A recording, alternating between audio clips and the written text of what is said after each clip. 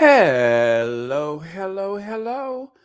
Welcome to Royal Sussex Live. Welcome, one and all. Told you he had a hog head. Look at that head. Now, if that ain't a big hog head, I don't know what is. But it is. It's just a big hog head. Just hog.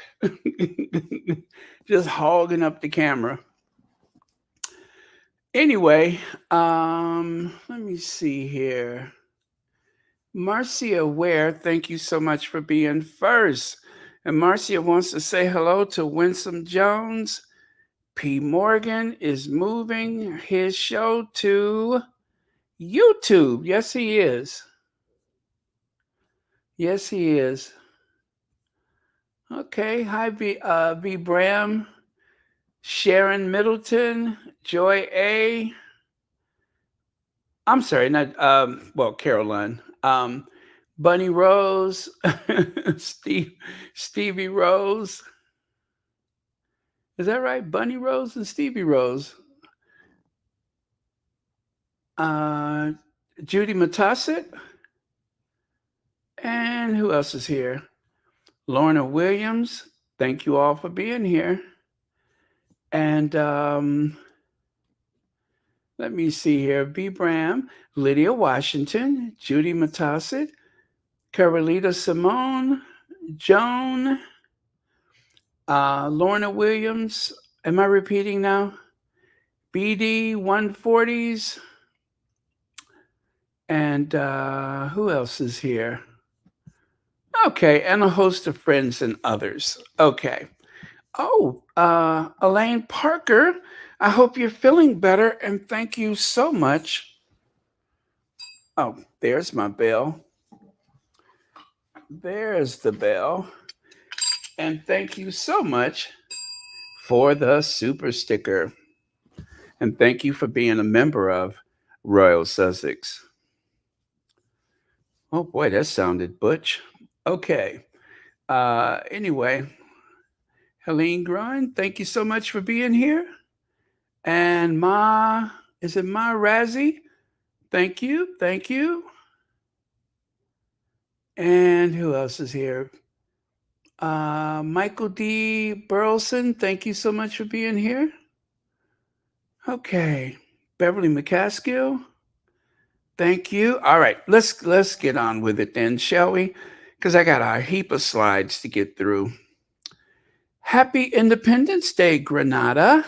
Or is it Grenada? Happy 50th anniversary of independence. Happy 50th birthday. Happy Independence Day. 50 years. The British High Commission, St. George's. So is Grenada still in the Commonwealth or no? But either way, happy 50th birthday and many happy returns of the day. Wow, look at that beautiful tapestry of colors. What an amazing view that is. Must be beautiful there. Wow. Never thought to go to Grenada, but now I'm starting to think about it. So it has been 50 years. 50, I think yesterday was the 50th anniversary or 50th birthday. So again, happy birthday to ya. Happy birthday to ya. Happy birthday. Happy birthday. Okay, now usually I just don't fool with paps. I just can't be bothered. But this photo could be just about anybody. They're so desperate. They're so desperate that they snapped a photo of the first Range Rover that they saw headed their way. So be it. Meghan breaks cover. Or, as Denise Welch says, in other words, Meghan goes out. Hello. Meghan goes out. This idea of break cover. Oh, Grenada is beautiful, huh? Expat lifestyle, you should know. You should know. That implies that you travel a lot, I imagine. Okay. Well, thank you for the heads up. I have to think about going there. So Meghan Markle, or whoever that person is behind the deeply tinted glass, smiles as she breaks cover near her $14 million home as Prince Harry flies home after meeting with King Charles amid his cancer diagnosis. Boy, I tell you, don't ever have some type of diagnosis, because that is all the public will know you for. Cancer stricken, cancer stricken. Now, I've seen that a million times today. Cancer stricken father. Um, oh boy. So yeah, that's getting kind of old. The man has cancer, but he's not just a diagnosis. He's not an just a disease or an illness. He's a person, and that's what this world is made of: people. And stop putting a price tag on the Sussex's home. Try palatial, her palatial home, her picturesque, her magnificent home. But this whole $14 million home is getting old.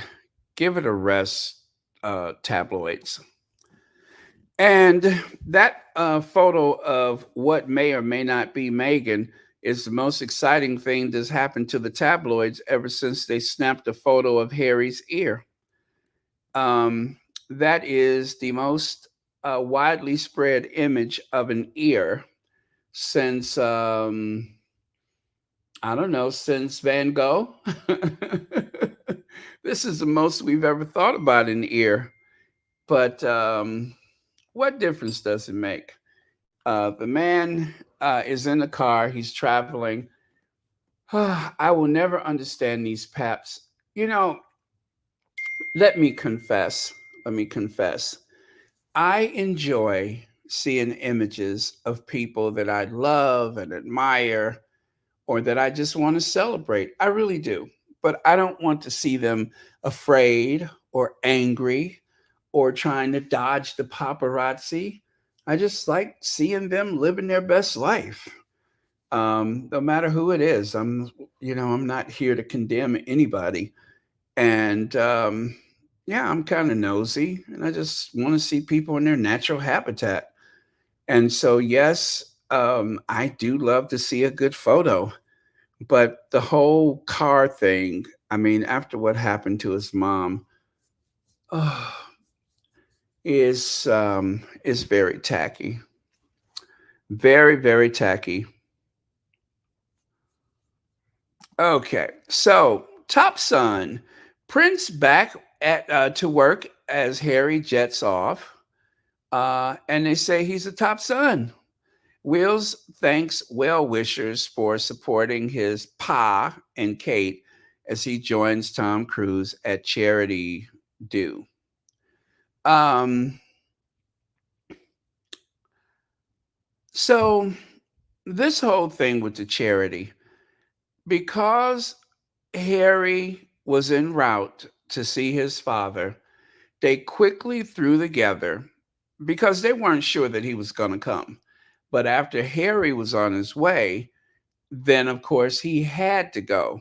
And somehow they got Tom Cruise, or whoever that is, because this person is not looking a lot like Tom Cruise lately.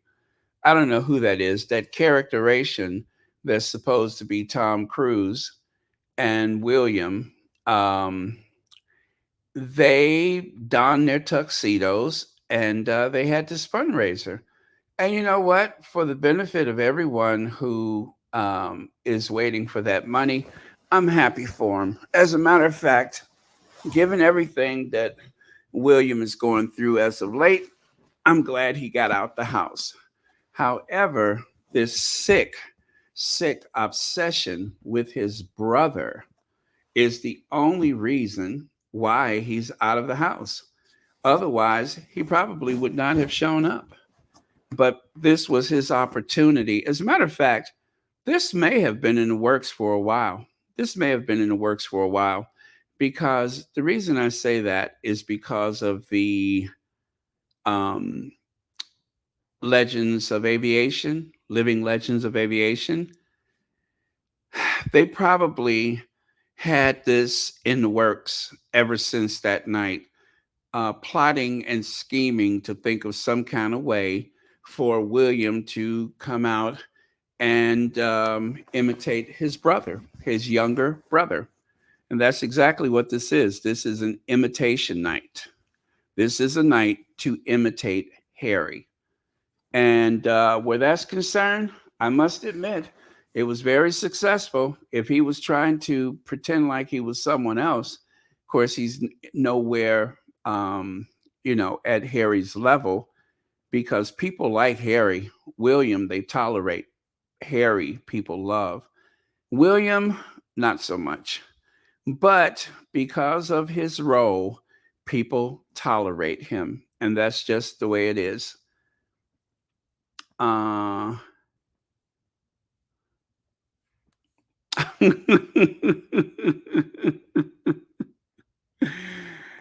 botched? You think he's been botched?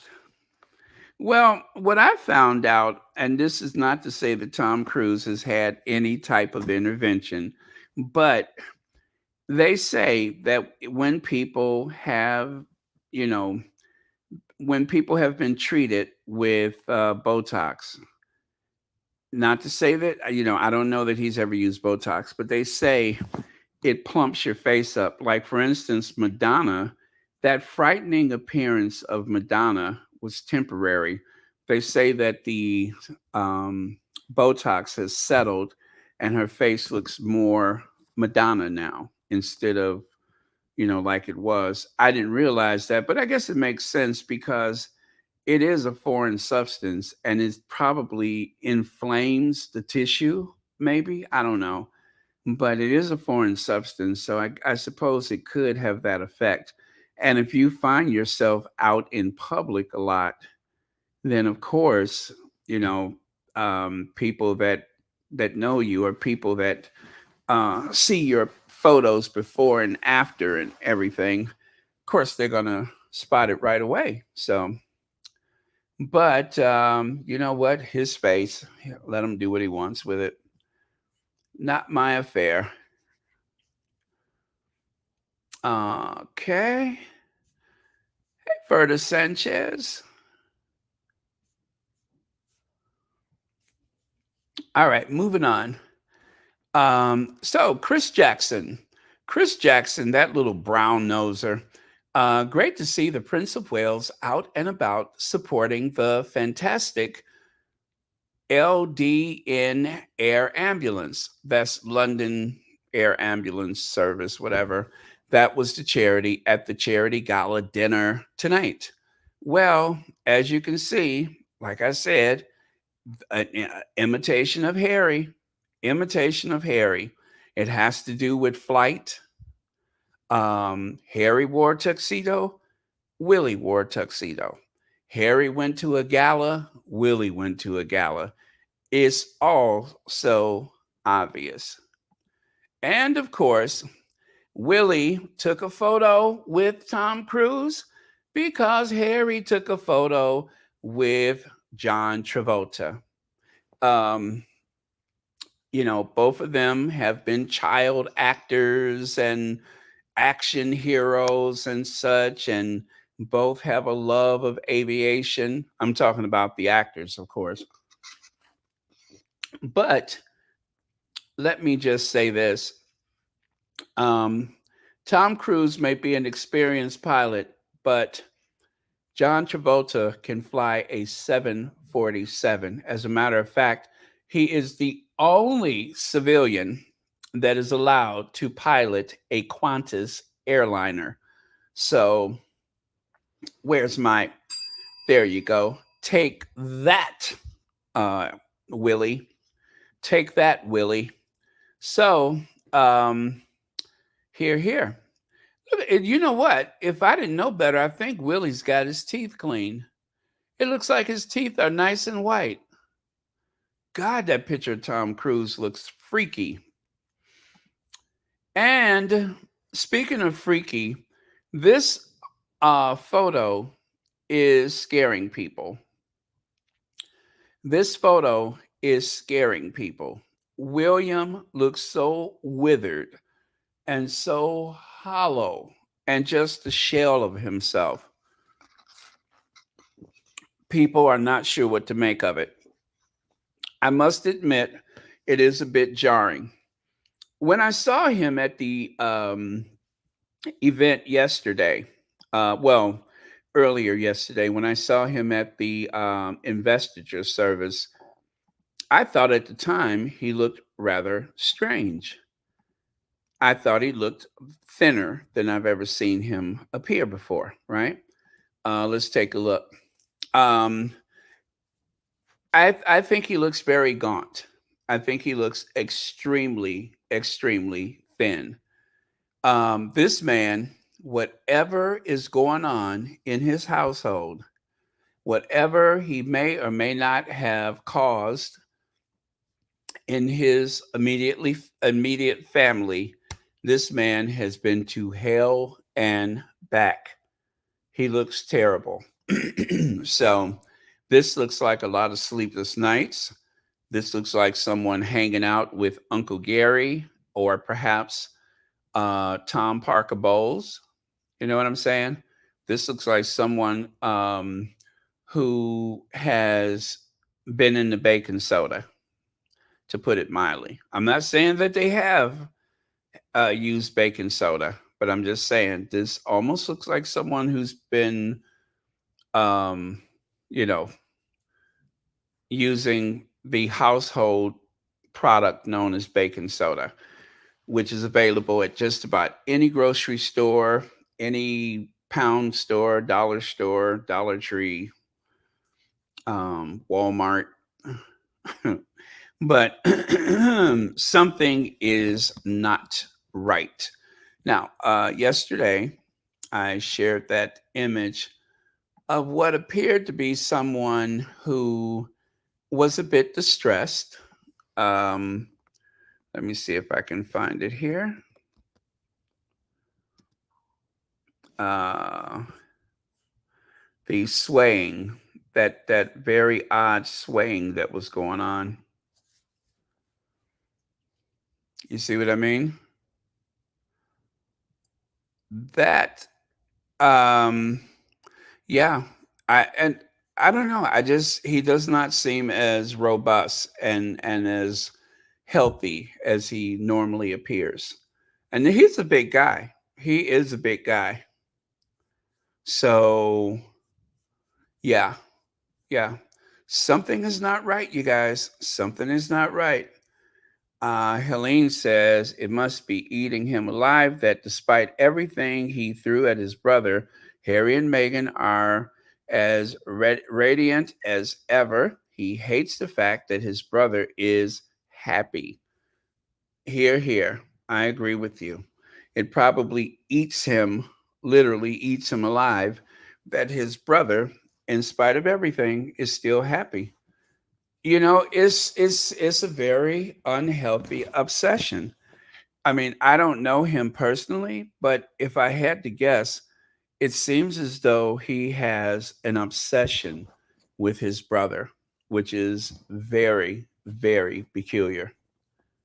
Um, Along with his own personality disorder or whatever may be the root cause of his problems, but it's not Harry. Hello, 1960. Hello to you too. Yes, that pig moron. That pig moron. So, I mean, take a look at that. That is haunting. That is haunting. He's starting to look like his uncle Edward, who also is kind of scary. So, I'm not here to body shame, but something's not right. Now, take a look here. Take a look here. This is another example of Harry does and so shall Will. By the way, I found this receipt earlier. Almost forgot I had it. Let's see. Mail on Sunday. William's mental health crisis tomorrow. Papers today. William mental health crisis. The Duke tells how helicopter dash to accident involving boy close to George's age left him feeling like the whole world was dying. And someone tweeted, and that's why I said the thing I said about Archie's skin color. Oh my God. When I first saw that, I screamed. But of course, he's quoting William. And that's why I asked I'm sorry, that's why I said that thing about Archie's skin color, because of the fact that he was flying his helicopter. And anyway, uh, and you know what? The person who said that is not even a squatty. That is just someone who. Anyway, because Harry has been having great success connecting with people over the topic of mental health, mental fitness, mental well being, of course, Willie Leaks has become very involved with it. Harry says, I've seen behind the curtain, I've seen the business model and seen how this whole thing works, and I don't want to be a part of this. Prince Harry, Armchair Expert Podcast, May 2021. So you see, the more that Harry does anything, all of a sudden William feels the need to do it too. And that's why I said this whole thing about this gala, this was all a way of trying to sock it to Harry. By getting Tom Cruise, that gives him a chance to get that Hollywood influence. Um, and, like I say, actually, one of the squatties said yesterday, don't be surprised if William is the head of the Church of Scientology. If you guys are living in Britain, good luck with your Scientology religion, because that's what's happening to you next.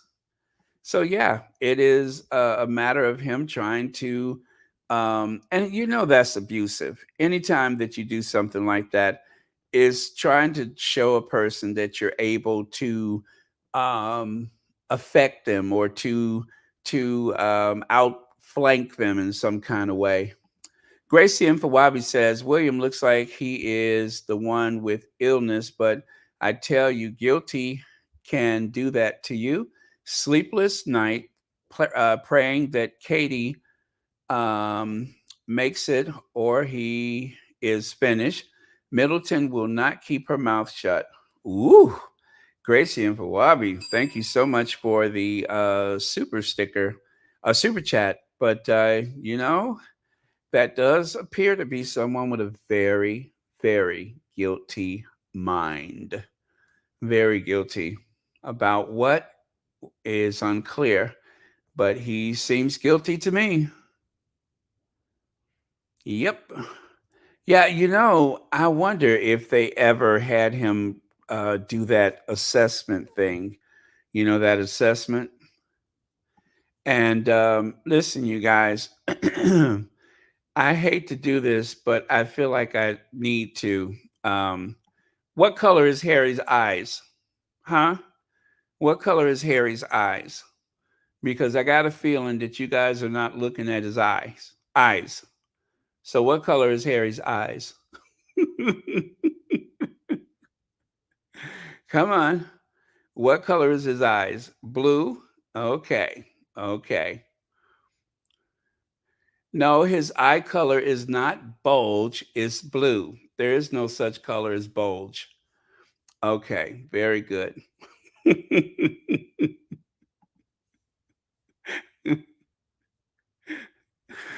uh, anyway, so I submit to you more evidence.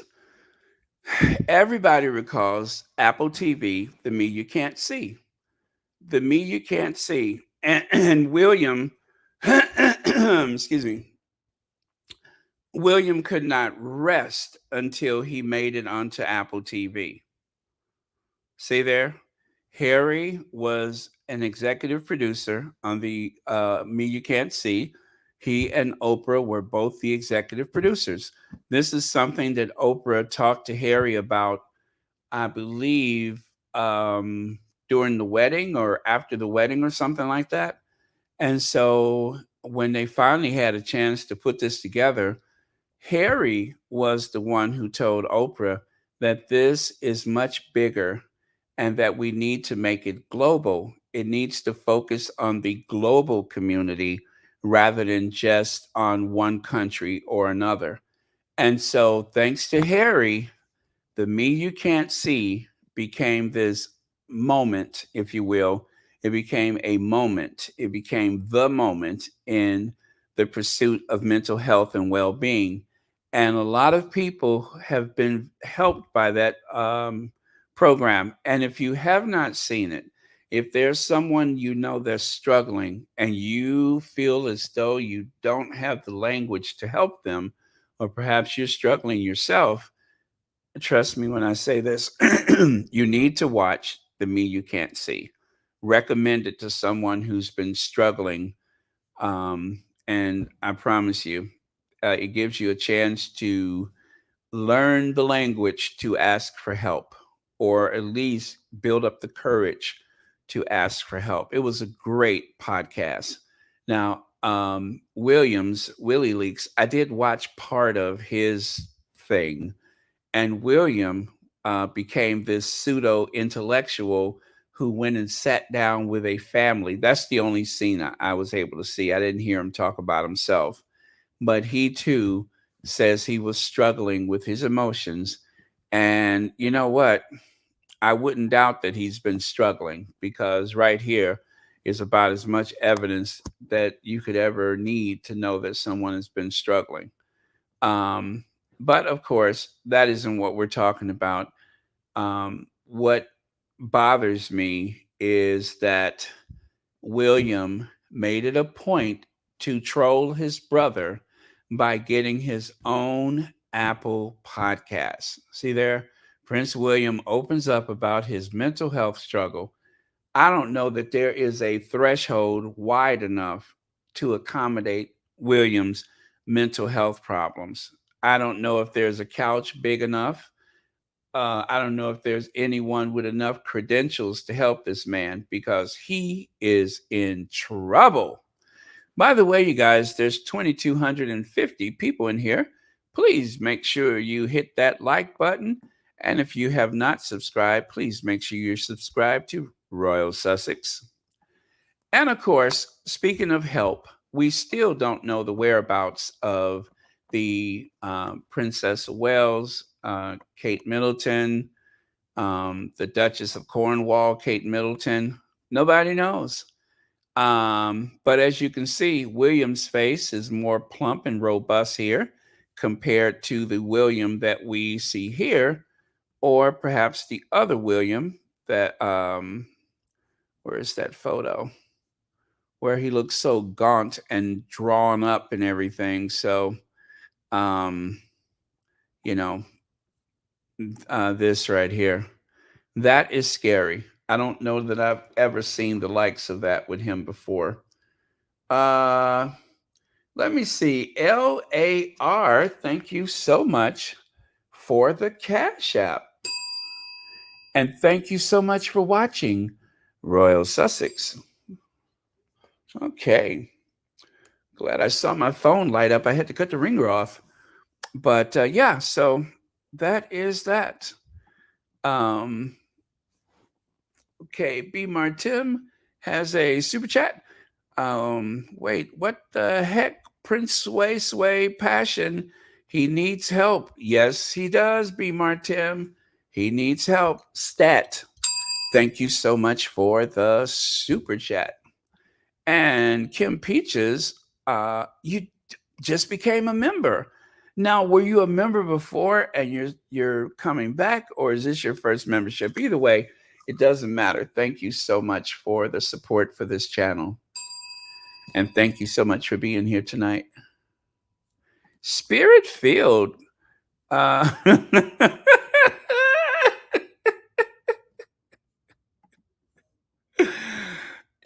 Hi, Spirit Phil. Now, um, I want to ask you your opinion. I need you all to help me with something. Who is that? Hoppo? Who that woman? Who that woman, Hoppo? Who is that woman? Now, one of the squatties in the what do you call it? In the spaces posted this photo. And when I saw the first photo, I was just like, it seems as though someone is making it a point to make sure that this woman is in the very center of the photo, right? And then there's another. Oh, let me help you with your chair. And if you look at the lady on the other side of Tom Cruise, it appears as though she is glancing toward Willie Leaks out of curiosity, right? And then there's this moment, and there's Willie being a bit of a dainty one with his hand on his chest. Either he's doing an impersonation of Napoleon, or maybe he's making fun of his aunt Afro Annie. You know, she likes to dress up like Napoleon. Or maybe he has to belch. I don't know. But that is a beautiful woman next to him. Don't know who that is, but she is beautiful. Now, that's three. Got one more. Anybody? Does anybody know who that is? Hmm. Interesting, huh? And I just saw this before I came on. I literally just grabbed these. So if anybody knows who this beautiful woman is, please let me know. But she's beautiful. She seems elegant, confident. She's not fidgeting and doing funny stuff with her mouth. She ain't throwing her head back, giggling and grinning and grinning and grinning.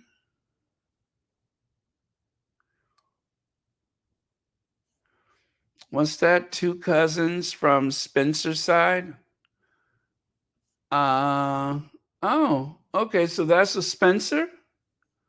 I didn't know he hangs out with the Spencers. Well, whatever's going on, and I'm sure that there's a logical explanation. Let's see, perhaps one of the nannies.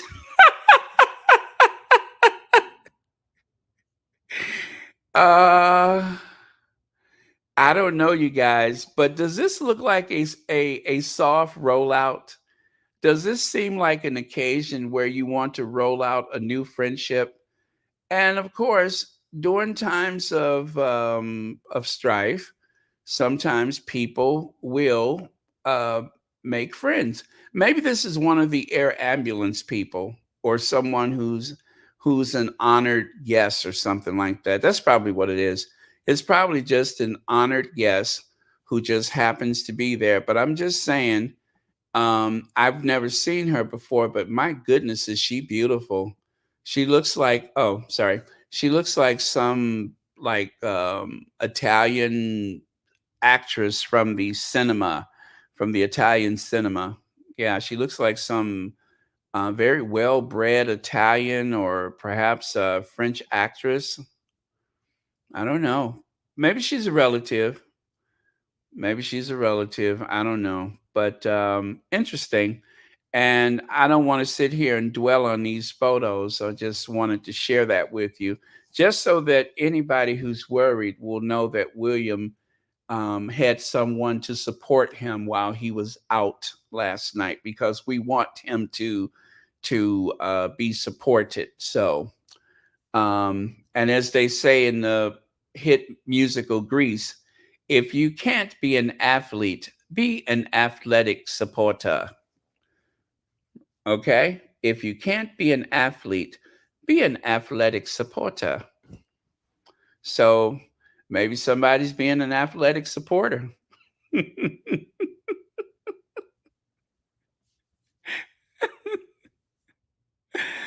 Oh, you all, I'm waiting for someone to tell me who that is.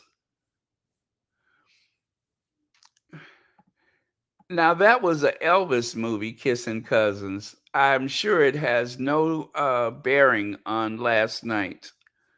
Um, let me see. Yeah, but remember, you guys, if you can't be an athlete, be an athletic supporter. You know, I love saying that.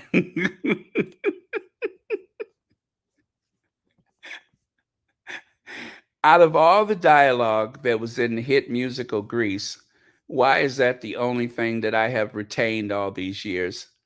If you can't be an athlete, be an athletic supporter.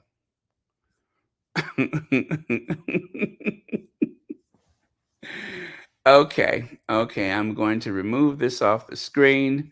We don't need to see this anymore. We'll just go walk back through one more time just to say we did.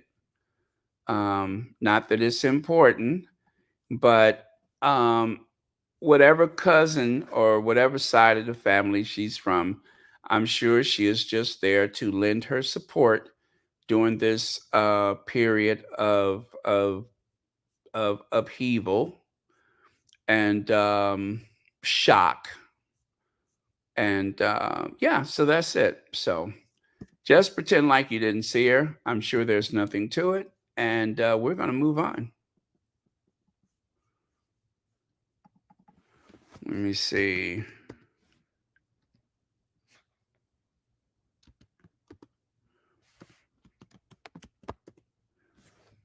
Okay.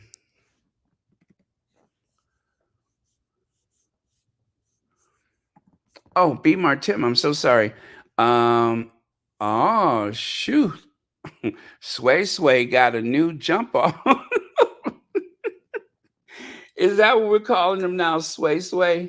Thank you so much for the super sticker, Sway. Okay, I'm done.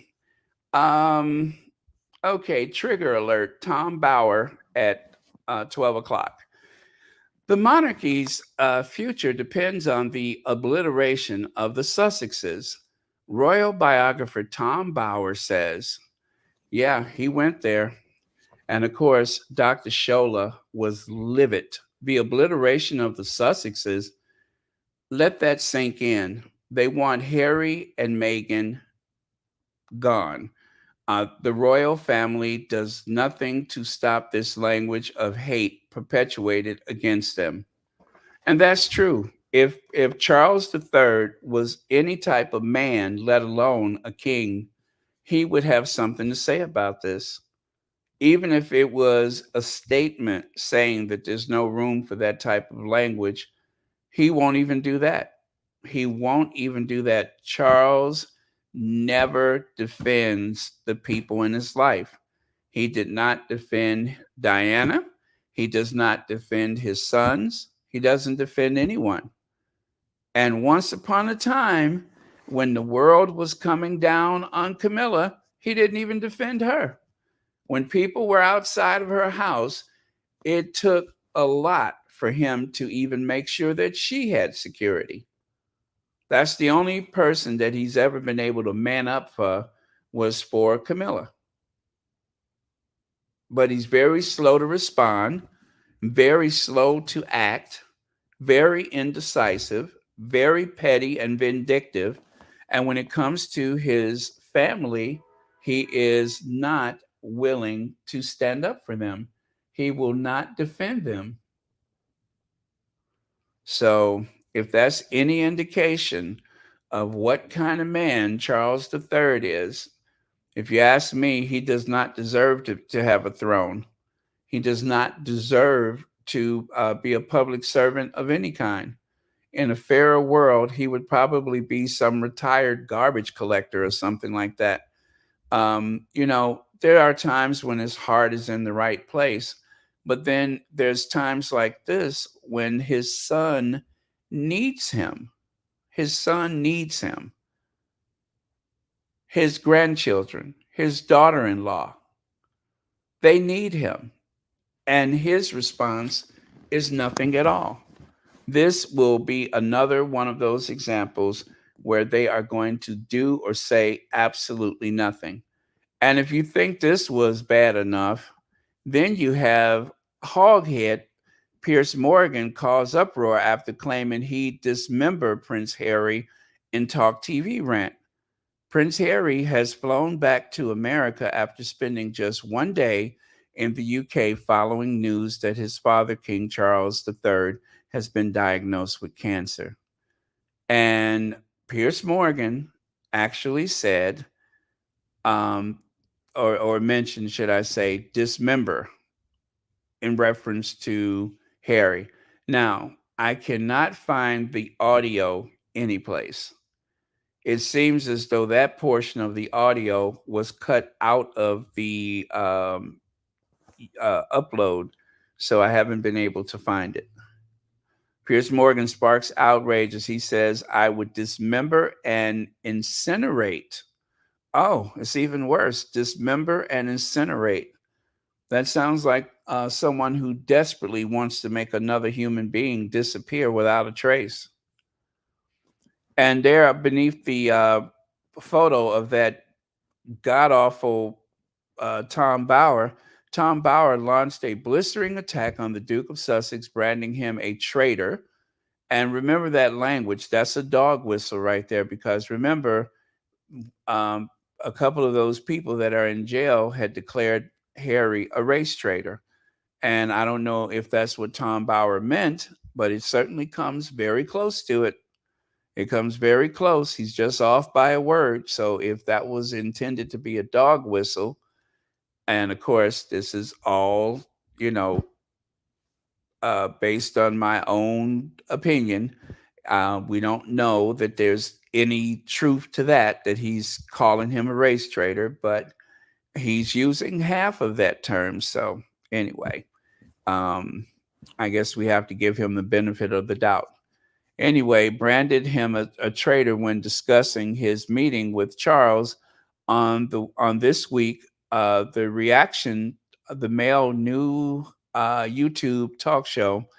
Um, it was hoped that the troubling news of the king's illness could bring Harry closer to his father.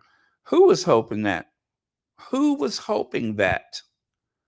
I don't know who was hoping for that. His father yanked security and took his money away from him during the most vulnerable possible time in Harry's life. He took everything from him. What in the world would make you think that this diagnosis is going to bring them closer? I don't know. I'm a weird Scorpio, and as a Scorpio, I promise you, if I have the least indication that you don't care about my existence, I promise you, I can give a rat's behind about yours. And that's just the way it is. So, too bad Harry's not a Scorpio, because if he was, he'd probably handle this situation a little differently. Um, Let me see. Where did I leave off? After launching years of vicious attacks against the monarchy, Mr. Bowers told the Mail columnists Sarah Vine and Andrew Pierce that the opposite is the case. The author of Revenge, Meghan, oh, yeah, he wrote that book. Let me see. Harry and the War Between the Windsors gave his opinion in this week's episode. I think the monarchy, in fact, depends on actually obliterating the Sussexes from our state of life, because their continuation is bad for us. So it almost seems, and by the way, you guys, you know that Tom Bauer is a frequent guest of Piers Morgan. It almost seems like this language is something that was discussed as a talking point, and I suspect that that's one, two people there's probably going to be a third person that says some incendiary remark very similar to this by tomorrow. I'm sure of it. But this is deliberate. This is deliberate. This is a provocation, if you ask me. That's exactly what it is. Let me see. I would hope that the U.S. State Department of Homeland Security does not grant Piers Morgan visa entry into the U.S. ever. Well, I do believe that this has not gone unnoticed and that there are people that are writing and complaining about this. And I do invite anyone who feels the need to complain about it. You really should. You really, really should. Do not hesitate. Do like the derangers do. Fill up those inboxes with comments. Be very dignified and very businesslike, but make your feelings known that this should not be tolerated.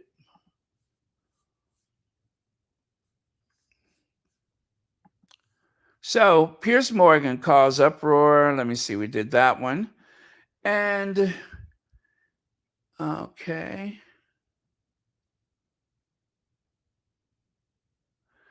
Oh, really?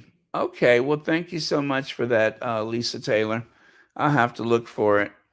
I will have to look for that one because I have not heard it myself. And I did try to find it. But let me see here. Okay.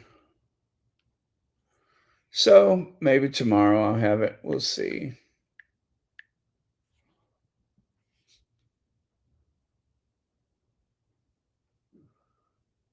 Oh, okay. Okay.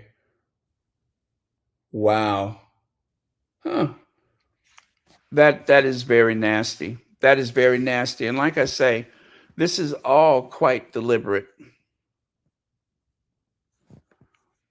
So I have a soundbite for you all. I have a soundbite. Piers Morgan has been very busy, and I don't doubt that part of this verbal assault from Piers Morgan is to do with him trying to launch his new show on YouTube, which we'll get to that later. But let me get to this soundbite. Devil. That's what devils do. That's what devils do. Here's my point. I mean metaphorically, right? What I mean is I would be utterly enraged. So I believe this is after he mentioned dismemberment. He says, I'm the devil, and that's what devils do, in case you missed the first part of that. But let me continue. Christ, I'm the devil. That's what devils do. That's what devils do. Here's my point. I mean metaphorically, right? What I mean is I would be utterly enraged. Why is this a conversation about Harry, who wrote a book a while ago that's like being read by everyone? Like, who cares now? Well, it's just a book, is it? Why are we talking about this? He wrote, well, because he's just flown in to see his father. Yeah, because his dad and his own brother, unwell. His own brother refused to see him. And now you're doing a segment on bashing Harry. Like, of course he doesn't want to stay in the UK. Defend him then. Of course he doesn't want to stay in the UK whilst you're bashing him on TV. Oh, you think he cares I'd what be I have straight to out say? here as well. Well, yes, go on, you defend him. Absolutely. Defend him. I think he's brilliant. I think he's been honest with his journey. Honest? He's lied through his back teeth. No, he hasn't. Yes, he has. What are the lies? List them. What are the lies? Which ones? He's been He certainly wasn't lying in that court case. Which court? Well, the mirror court case. Right, exactly. Well, okay. You want to talk about that? Not really, but okay, I'm just well then move on. Actually, a lot of the things you're saying aren't true. He's not lying. No. Say he's a liar. He and his wife accused the royal family of being racist. That was a lie. There's no evidence for it. They've never produced any evidence for it. Caused enormous damage to the royal family. I think it's despicable. Ava, can you defend Harry? Do you think he should be allowed back into the bosom? Surprise, I'm the devil. Okay, so that was one of the sound bites I have for you. But did you notice when the young man said he certainly wasn't lying in that court case? He certainly wasn't lying in that court case. What about that court case? Was he lying in that court case? I'm like, yes, you get a bail for that.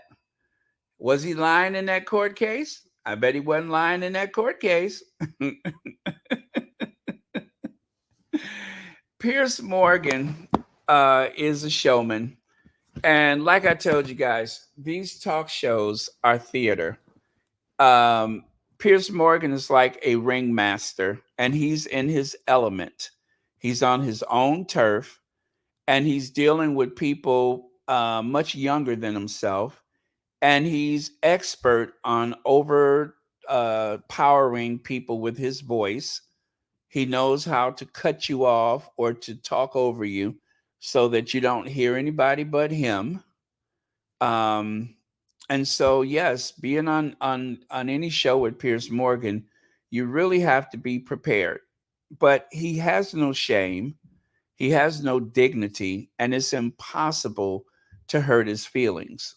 There's nothing you can say or do that is going to impact him because he's impossible to injure verbally. There's no verbal way to injure him. You can say whatever, and it's just like wrestling with a pig. They always say never wrestle with a pig because you're going to get covered in mud and the pig is going to be very happy. And that's what it's like to deal with Piers Morgan. You are literally wrestling with a pig.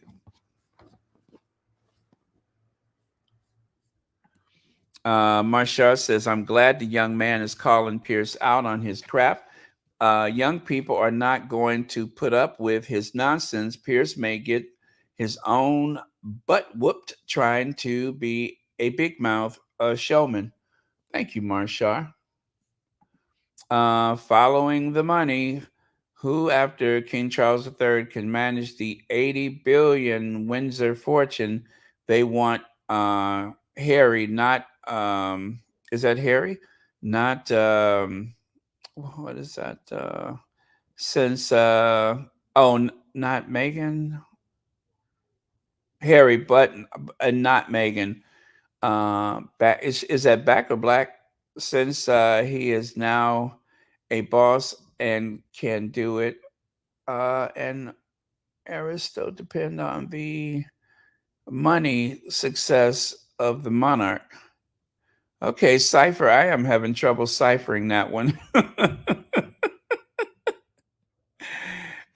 Yeah, cipher. I'm having trouble ciphering that one, but I hope I got that. Anyway, thank you so much for your comment. All right, so let me play this other sound bite from that very same occasion. I got another one. Surprise, I'm the devil. I've never heard from her again. Really care less about the royals, to be honest, altogether. But look, Which you know, in itself I think, might be a problem for them, right? Well, because I think all this does is diminish the stature of the monarchy. The more there's trashing each other, the more feuding and so on, well, I the would less argue good it that is. I think that, you know, I think the people who've got the hardest job to play for at the moment are William and Kate, because they are going to be the eventual successors. And I think that you've got 60% of the population now don't care for the royalty, Right. don't really want to keep funding it. They're the people who've got to impress the rest of us. Would I be more interested if they were engaging with Prince Harry? Perhaps I might start liking Esther, him. Harry stayed in a saying- hotel on this trip. I suggest next time, given you're such a fan, he comes and stays with you. It He sounds is like- more than welcome. Of course he is. And also Meghan, I will roll out a red carpet. Oh, of course you would. Oh, Yeah, I'll of course. take Meghan. All hypocrites Yeah. fit together. Really care less. So Piers Morgan got really silly at that part of it. He said next time Harry comes, he should About the stay royals, with to be you. honest, altogether. But look, Which you in know, itself I think, might be a problem for them, right? Well, because I think all this does. Okay, sorry about that. I did not mean to start that up again. But yeah, so he says that next time Harry comes to town, he should stay with you. And he said, yeah, he's more than welcome to stay. And he said, and Meghan can stay too. I will roll out the red carpet for her. So the young lady, she's the one who said she don't really care about the royal family. You know, what really troubles me with Piers Morgan, along with a few of the other grifters that make their money from their access to the royal family, is the fact that you know that they know better. You know that they are not dumb people. They're not ignorant people. They know exactly what they're doing. They are going where the money is. Piers Morgan does not care about the royal family. Robert Jobson, he doesn't care about the royal family. They care about the access. They care about the power that they have. They have access, and that access not only have brought them up financially and socially, but that access also benefits their family.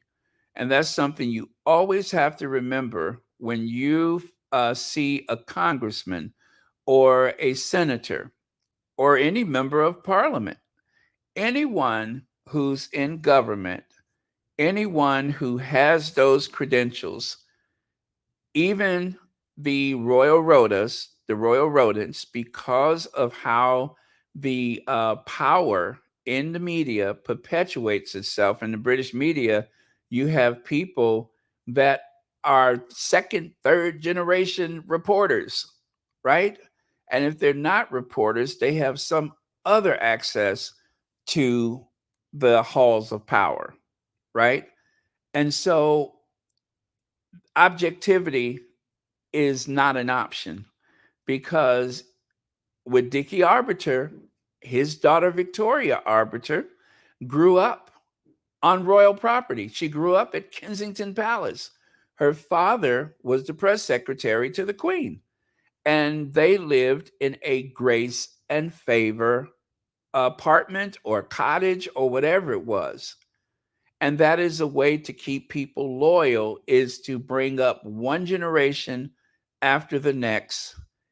That's why they don't want to give black people those jobs, because they don't want black people living in those grace and favor dwellings. But they want the people that work for them very close. Like they say, keep your friends close and keep your enemies closer. But anybody who thinks that Piers Morgan loves the royal family, if he had the opportunity to go after them, he would do it. Anybody within the Royal Rota or any of those tabloid reporters, if they ever got the green light, they would do it. You see, these same people that watch Harry grow up, they had no problem tearing him down. And not just because of race, but because that's who they are. These people are schoolyard bullies. They're like a psychopath. They have no conscience. Winning is all that matters. And their alliances, their teams, is very fluid. It's whichever way the wind blows. But they're not nice people. And they're just really a couple of steps above the paparazzi that's out there wielding the cameras. They're not much different. They don't have a conscience. If they thought that they could monetize Charles Payne, Williams Payne, Kate's, or anybody else, if they could monetize their pain, they would. And some of the people that are so nice to Camilla now used to dog her back in the day. Some of the people that used to drag the Middleton family and have been upholding Kate as the second coming, they were dragging her back in the day, doing all those reports about how tacky and how common the family was. These people don't have loyalty. And if it benefited them, they would drag every one of those people in that royal family out of those um, palaces, out of those castles, and into the streets. They have no problem with that. There's no love for the institution. They don't even think that anybody in that institution are nearly as smart as they are. That's like they say, it's a very thin line between love and hate. The only thing is they don't love that royal family. They monetize the royal family. You can never confuse the two. Those people are loyal to them because of obligations, because they want their kids in the right school, because they want their sons or daughters to marry the right person. They want access. It's a family business. Pedo of Facts and Two Cents is here. Hey, Pedo. I am deeply, deeply honored. Okay, let's move on. So Harry's making the same mistakes as Diana, and I fear he'll come to regret it, just like his mother did, writes royal biographer Penny Jr. That is one of the more jarring headlines. And that was from back in March of 2021. UK TV host Prince Harry should be thrown over balcony. That was Eamon Holmes, of course. That's the man who can't walk, can't hardly see. Karma has, or should I say, the ancestors has really dealt him a blow. And then there's Jeremy Clarkson, who blasted for saying the dreams of Meghan Markle being paraded naked through the streets and that he hates her more than serial killer Rose West in Extreme column. Again, um, you would think that this man is trying to defend the royal family and that he's angry, but he's not angry. He's only triggered because of his friendship and his alliance to people like Rupert Murdoch and all the rest of those people, as well as Camilla, one of the co-conspirators in going after the Sussexes. That's all it's about. They have no honor. There's no honor among thieves, and there's no honor among these people. And if for whatever reason we found ourselves with King Harry and Queen Meghan, you would see these people shift their loyalty to wherever the power is. They have no conscience. They don't have a soul. They're monsters, all of them. How about these? Meghan and Harry fans furious as vile joke about Archie at King Charles, whatever it cuts off right there. Robert Jobson suggests 3-year-old Prince Archie should be dangled over the Buckingham Palace balcony. They write like this because they can, because Charles is not going to say anything. William's not going to stand up for anybody. That's why they do this, because they have been given the okay. And trust me, if it was ever the other way around, meaning that it was a different family member, that it was Charles or Camilla again, or anyone, it wouldn't take more than a lazy yawn before they were bashing the next person. Prince Harry and Meghan Markle warned, look at history over car crash royal interview. Now that should be interpreted as a threat. These are all dehumanizing and threatening. And then, of course, one of my favorite, Trevor Phillips. Make no mistake, it's an insult. Fleet Street jury say Meghan and Harry can expect no mercy after their stunning decision to go rogue and quit. But the one who said that was Trevor, the black man. That's the one who said it. The one who has his little trinket from the royal family. He's the one who said it. And the rest, of course, Camilla Tominey, Dickie Arbiter, and Russell Myers, they're all cut from the same cloth. And then, of course, you can see how it was printed in the paper. Printed in the paper. Harry's making the same mistakes as Diana, and I fear he'll come to regret it, just like his mother did. What is that supposed to mean? What are you saying? What are you saying? What is implied there? Who is supposed to hear that dog whistle? These people are not angry. They're not angry. They're just doing their job. They're just doing their job. They have been given their marching orders, and they're executing the order. They don't care about that family. I don't care what anybody says. They do not care about their royal family. B. Martim says these people have 3 things they go to. 1, the Oprah interview. 2, the Harry and Meghan docuseries. And 3, spare. Get a news source, please. Oh, you can't. No leaks. Thank you so much, B. Martim. Thank you for the super chat. And that is true. They don't have any sources in the U.S. because there are no leaks. In Montecito, there are no leaks. So where Montecito is concerned, they have hit a dead end. They have hit a dead end. There is no leaks in Montecito. So they have no reliable sources on this side of the Atlantic. And that's why the Sussexes are so able to come and go unnoticed. They have been in and out of the country several times. And the so-called sources that they have in Montecito haven't said a word because they don't have any sources. None. Okay. Now, take a look here. Piers Morgan causes uproar after claiming he dismembered Prince Harry in Talk TV rant. What I should do if one of my children, oh, this is the quote right here from, I believe that's the quote. What I would do if this was one of my family, one of my siblings has spent the last few years trashing the family on TV, trashed me, my wife, trashed my dad's wife, trashed my dad, you know, he lying, and so on. I would dismember them one limb at a time, he announced.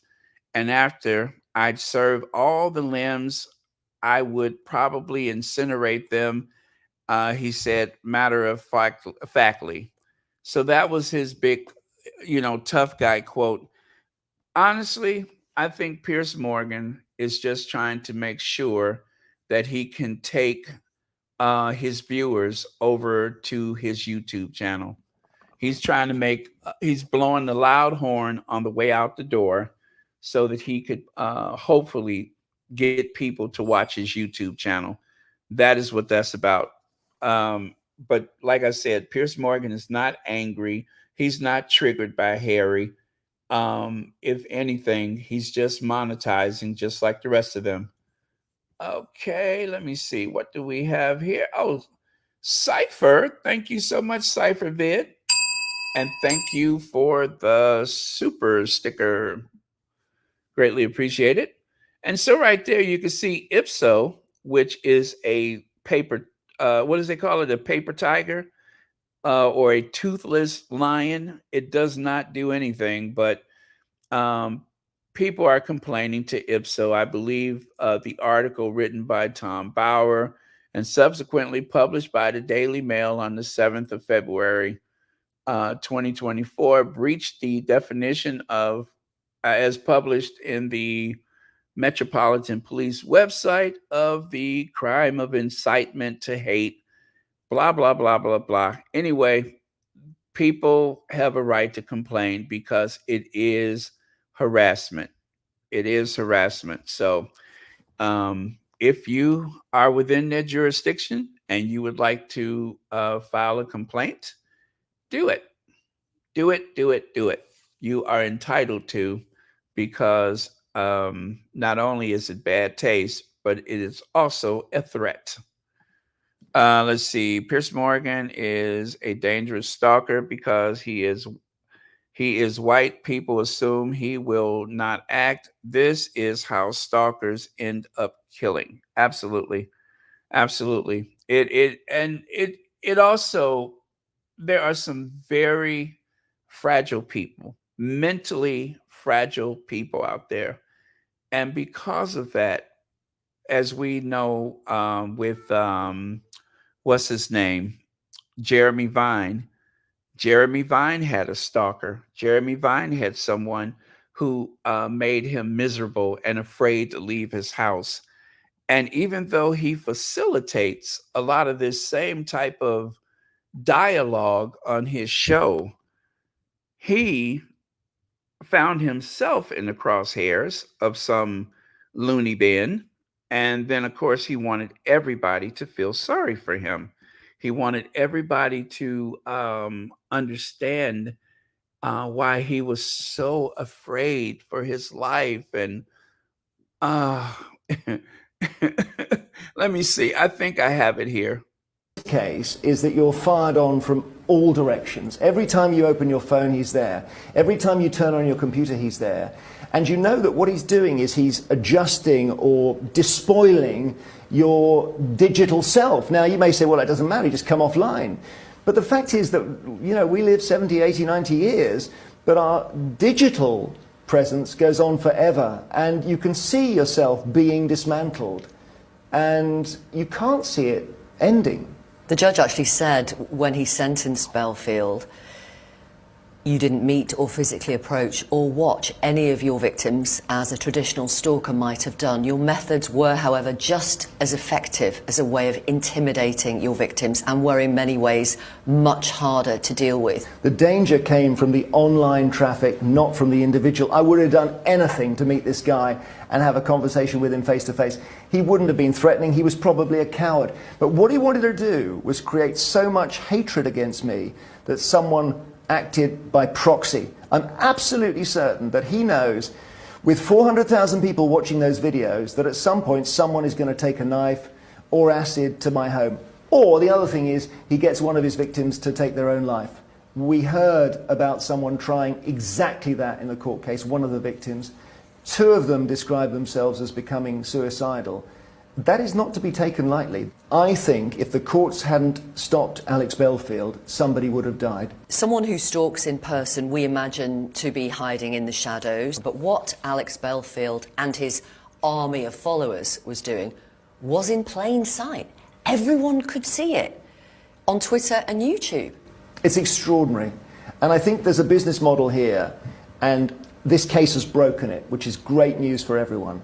But the original business model was started by Alex Jones in the USA, and it's basically selling massive amounts of misinformation on the basis that often lies are more interesting than truth. Alex Jones is the man who said the Sandy Hook shooting did not happen. That's right. And was recently sued for libel by the parents of one of the children who was killed. Correct. So you create a market for lies. Alex Jones. He's blaming Alex Jones. Don't you think that's a bit of a stretch? Why would you blame Alex Jones when you got Trevor, Camilla, Dickie, Russell, Pierce, Jeremy, Eamon? Why would you cite Alex Jones when you got people like that? How about Penny Junor? Penny Junor? What about her? She doesn't look like Alex Jones. I would say she's far more attractive than Alex Jones, but inside she's just as ugly as the rest of them. So why cite Alex Jones in America? I don't know that Alex Jones has ever threatened anybody. I don't know about that. I don't know that he threatened those parents. I know that he made their lives miserable. I know that he used language that could have, had some severe consequences. But in this case, you have someone saying Harry's making the same mistake as Diana. And I fear he'll come to regret it, just like his mother did. She still has a job. She still works, right? Or how about Camilla Tominey causing those women at that Hub Kitchen to be threatened by white supremacists? She still has a job. All of those people have a job. Even the person who compared Archie to a chimpanzee has a job. Never lost his job. I think he missed, a day or two of work, a week, and he was right back on the job again. So why are you citing Alex Jones when you have Fleet Street? If you ask me, Fleet Street should be named Jones Street. Alex Jones Street. Because it's full of Alex Jones. Anyway, that's all, Piers. So Piers is leaving Talk TV. His show has been a big flop. And like I said, I feel this language was his way of trying to take his audience with him, what little there is. Piers Morgan moves uncensored show from Talk TV to YouTube. Presenter says his nightly show became an unnecessary straitjacket. An unnecessary straitjacket? It seemed to me like you were free to say whatever you wanted to. You know, no disrespect to the people of the United Kingdom ever. I don't blame average working everyday people, but there are no consequences for that language in the United Kingdom. Especially if you're a rich, entitled white man, there are no consequences. None. I know this because I live in the United States. And if you're rich and you're white, you are invincible. You are invincible. You're made of Teflon. Yeah. You're made of vibranium. That's what you're made of. So I'm pretty sure it's the same in the UK. Rich, white, entitled, connected. You're okay. You're okay. He'll be all right.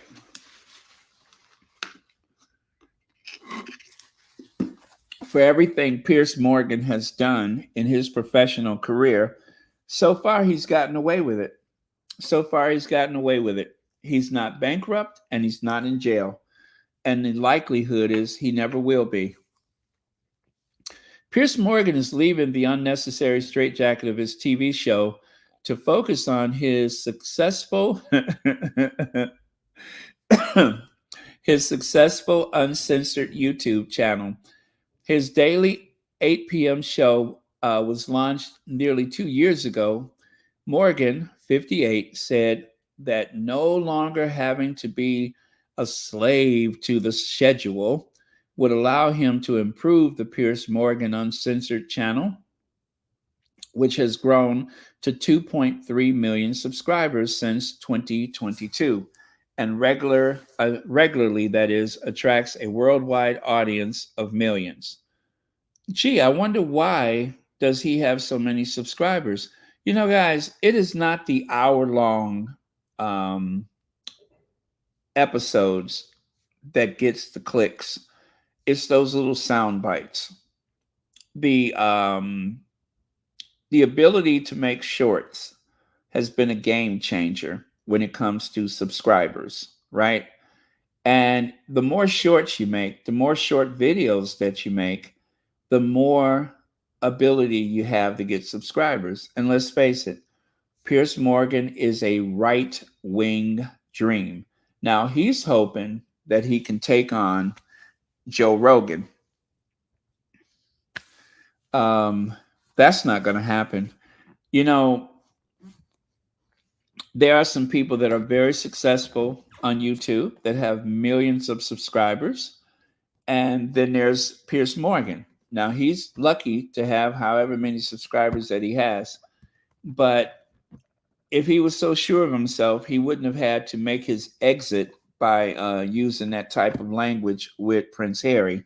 But he decided to do that because he's hoping to shock people into submission to subscribe. So we'll see how it goes.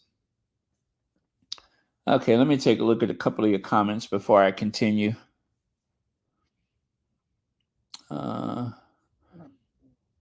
Okay, I wouldn't watch Piers Morgan if he paid me. Hog has been 58 for quite a few years. Oh, man. Let me see. God,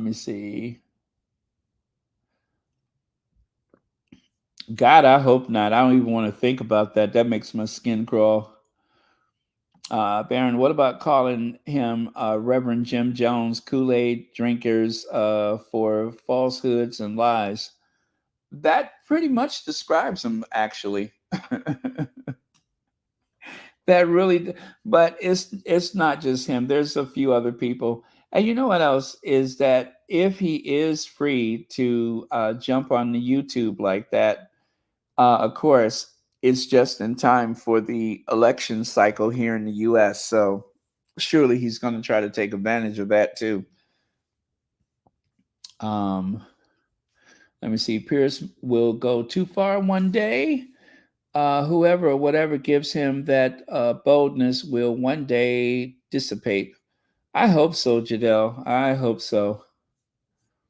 I hope so. You know, the big secret of Piers Morgan and what's his name? Donald Trump. Remember Bill O'Reilly, Tucker Carlson? Their big secret is this. All you have to do is keep playing the victim. They accuse you of playing the victim as a person of color, as a woman, as gay or whatever. They accuse you of playing the victim. You're using the victim card. The only time they don't do that is if you're in total agreement with them. If you are anything but a rich, white, entitled man, then of course you're agreeing with them, you're rich, white, entitled, then they have no problem with you. But if not, you're the victim. You're playing the victim card. You're using the victim card, the race card.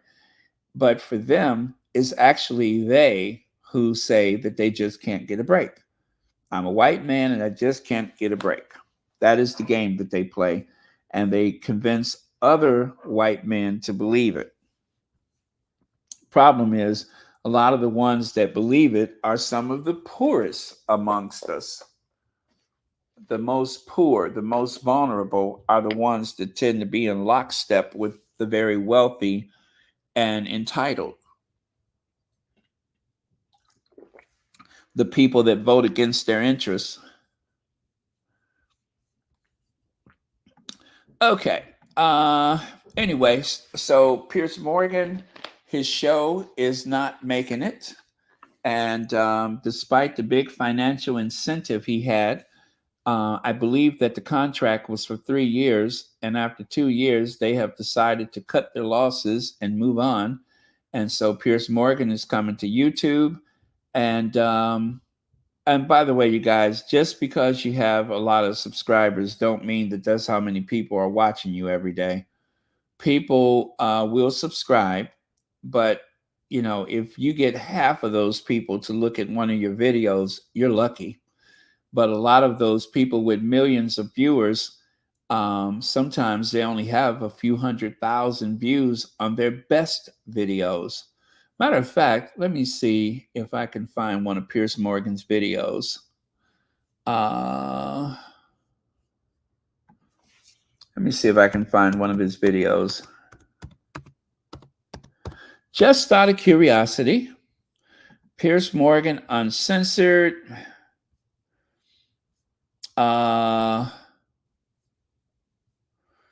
Okay, so I'm going to go to top videos. Okay, I'm going to Uncensored. I'm going to go to the, let me see here. Videos. Popular. Okay, popular. His most popular video got 22 million views, and that was about Palestine, right? And after that, okay, he's got at least 100 videos that have over 1 million views. Oh boy, and these are some real zingers here. Let me look at his most recent videos. And by the way, 1 million views, that, okay, you guys remember Shay Shay, right? With, what's his name on the show? Cat Williams. If you're curious to know how much he made for that video, people who understand the algorithm and understand how they YouTube pays, that 52 million, 54 million views added up to about $500,000 pay. That's how much that one video paid out, is about $500,000. So those videos don't make as much as people think that they do. But like his latest videos, I see 175,000, 49,000, 325, 71. Okay, King Charles Cancer, that was 1 million views. But most of them are in the hundreds of thousands, not millions, like 200 to 400,000. So that is very respectful for YouTube. Yeah, that's very respectful for YouTube. And of course, these are the videos where he has some very shady characters. So as long as he can attract people like that, and of course, as he can talk about the Sussexes, yeah, he'll probably do better on YouTube. He'll probably do better on YouTube. Okay, so let us move on. And don't you guys, if you're feeling sorry for Piers Morgan in any way whatsoever, remember he still has his fans. As you can see there in the upper left, there's one of his fans embracing him, wrapping his arms around Piers Morgan's non-existent neck. You see that? He has his fans. And then sometimes Piers Morgan has people that literally stand around and gawk at him when, just like a lizard, he suns himself on a daily basis. Whenever possible, he will sun himself. And at that point, he will have people that will stand around in awe, trying to take it all in. Or is it trying to ignore it or trying to obscure it? But yeah, so he'll be okay, you guys. Don't worry about him. He has at least one fan. He has at least one fan. And of course, just like when he left Good Morning Britain, I'm sure somewhere in Montecito, you could hear a bottle of champagne pop open. Just like when he left the Good Morning Britain. And of course, speaking of incendiary language, speaking of course, white supremacy, these are a few of those genetically superior beings that threaten the Sussexes. Like on the left, you can see those mama's basement dwelling superior beings that once threatened Harry and Meghan, Christopher Gibbons and Tyrone Patton Walsh. Both superior specimens of humankind face jail time after being found guilty of encouraging acts of terrorism on Friday following a trial at Kingston Crown Court. Gibbons described Archie as an abomination that should be put down in his podcast, which the pair used to voice their hatred of mixed race marriages. Well, for two people who seem like they were born of humans and some amoeba, for some people that seem like they were born of some bush meat, they sure have a cheek, don't they? And of course, you can see at the bottom, judiciously, and yeah, that is quite ugly. And then on the right side, those two fine specimens of humanity. Far-right teen who branded Prince Harry race traitor, jailed for 4 years. So this is serious business. This is very serious, and it can definitely get people hurt. And this is why Harry has been preoccupied with the idea of having proper security when he visits the UK. If Charles III wants to see his grandkids, which of course we know he doesn't want to see his grandkids, that emotional weight that they throw around in the talk TV shows and such, everybody knows Charles do not care about those grandkids. If he did, he would make sure that they had proper security and would not have taken their security away when they were in Canada. But he doesn't care, and he did take their security away. So to hell with him. Therese, thank you so much for the super sticker, and thank you for being a member of Royal Sussex. And here's a past look at some of those salacious headlines. What have they done? Toxic accusation, incendiary racism, claims against their family. Palace left reeling, and Queen 94 in emergency talks after that stinging interview. What about this one? Worst royal crisis in 85 years. Really? I thought paying out 12 million pounds to somebody you never met for something you didn't do, I thought that was pretty bad. Or how about when not one, but two royal princesses thought they were talking to a sheik, but instead was talking to an undercover reporter? How about when someone broke into the queen's bedroom? How about when the palace hired a reporter that took pictures of the queen's Tupperware? Huh? I thought that was pretty bad. What about when Philip What about when Philip T-boned that woman at that intersection when he was trying to drive across this road and he broke that woman's arm? What about that? I thought that was pretty bad. Remember when Philip rolled the car over when he was hanging upside down in the car? I thought that was pretty bad. That was a bad day. Windsor Castle burned down and don't have any insurance and you expect the public to pay for it? That was pretty bad. Yeah, that was pretty bad. Cousins locked away in a mental institution, never to be seen or heard from again. Bad. All of that is bad. Pick or choose your poison. All I know is if Philip broke my arm, I would think that was a bad day for me. If I was driving through an intersection and some 90-something-year-old pensioner comes barreling out of the side street and rolled the car over and broke my arm, I would say that was a pretty bad day. Yeah, that was pretty bad. And didn't even apologize for it. Yeah, what about Sophie's security detail? If you've ever been run over by Sophie's security,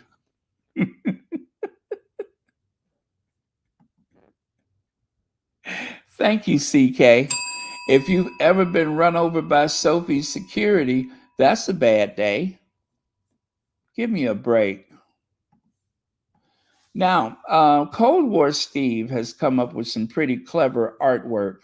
His artwork is usually based on some classical images, classic paintings, and he reimagines them using some editing. And here you can now see, after reading those headlines, don't this make sense? Don't this make sense? And you can see the queen up there looking out the window, just looking, unable or unwilling to do anything to stop it. And some of those horrible reporters lunging and sneering at her. And then, of course, he went and reimagined it again, and this time inserted Harry. And instead of the queen in the window, I don't know who that is in the window up there, but the queen has been taken away and they put someone else in the window. I can't make out that face, but yeah, there's the royal reporters.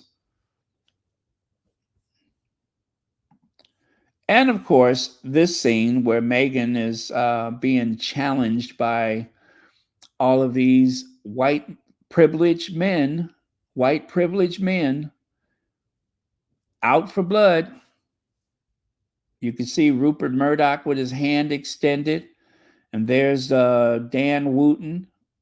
You can see the backside of what's his name? The oh gosh, what is his name? I forget. But anyway, you get the point. And this is a classic painting. I forgot the name of it, but in this painting, it is a very uncomfortable moment when someone is leering at this female passenger on a train. And yeah, it has been reimagined for the Duchess of Sussex. And there, as you mentioned, stalker, look at that stalker leering over her shoulder. By the way, you guys, don't forget to hit the like button while you're here. Don't forget to hit the like button. And if you're not subscribed, please do subscribe. And as always, thank you so much for supporting Royal Sussex. And how about this one? An image of the old plantation. And there you can see the colonizers riding through in the Range Rover. Yeah, Cold War Steve is good. He is very good at what he does. And there's the Queen with a wheelbarrow full of money. There's Charles in the background in a tuxedo. And of course, there is the Duke of York doing what he does best, pot belly and all. I love the pot belly. I love the pot belly. And this one on the left side is taken from the image on the right. And you can see, what's that Union guy down there at the bottom? You can see him. But there's all the rich toffs up there at the top, including Boris Johnson enjoying the good life. You can see, oh, there's Lord Nappyhead back there. See him on the far left side at the top? There's Rupert Murdoch. There's everybody enjoying the good life while the working class people are suffocating under the weight of oppression created by the wealthy.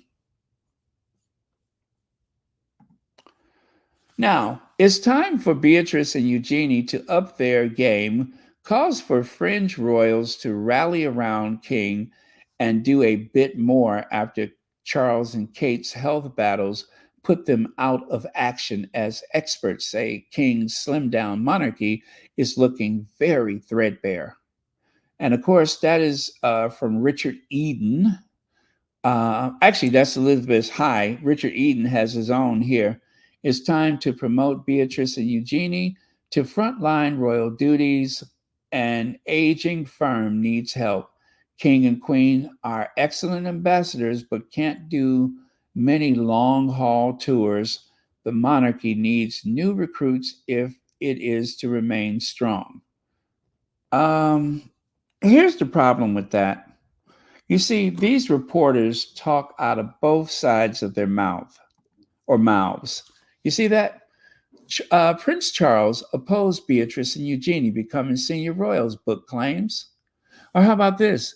Prince Andrew and Prince Charles in row over future role of Princess Beatrice and Eugenie.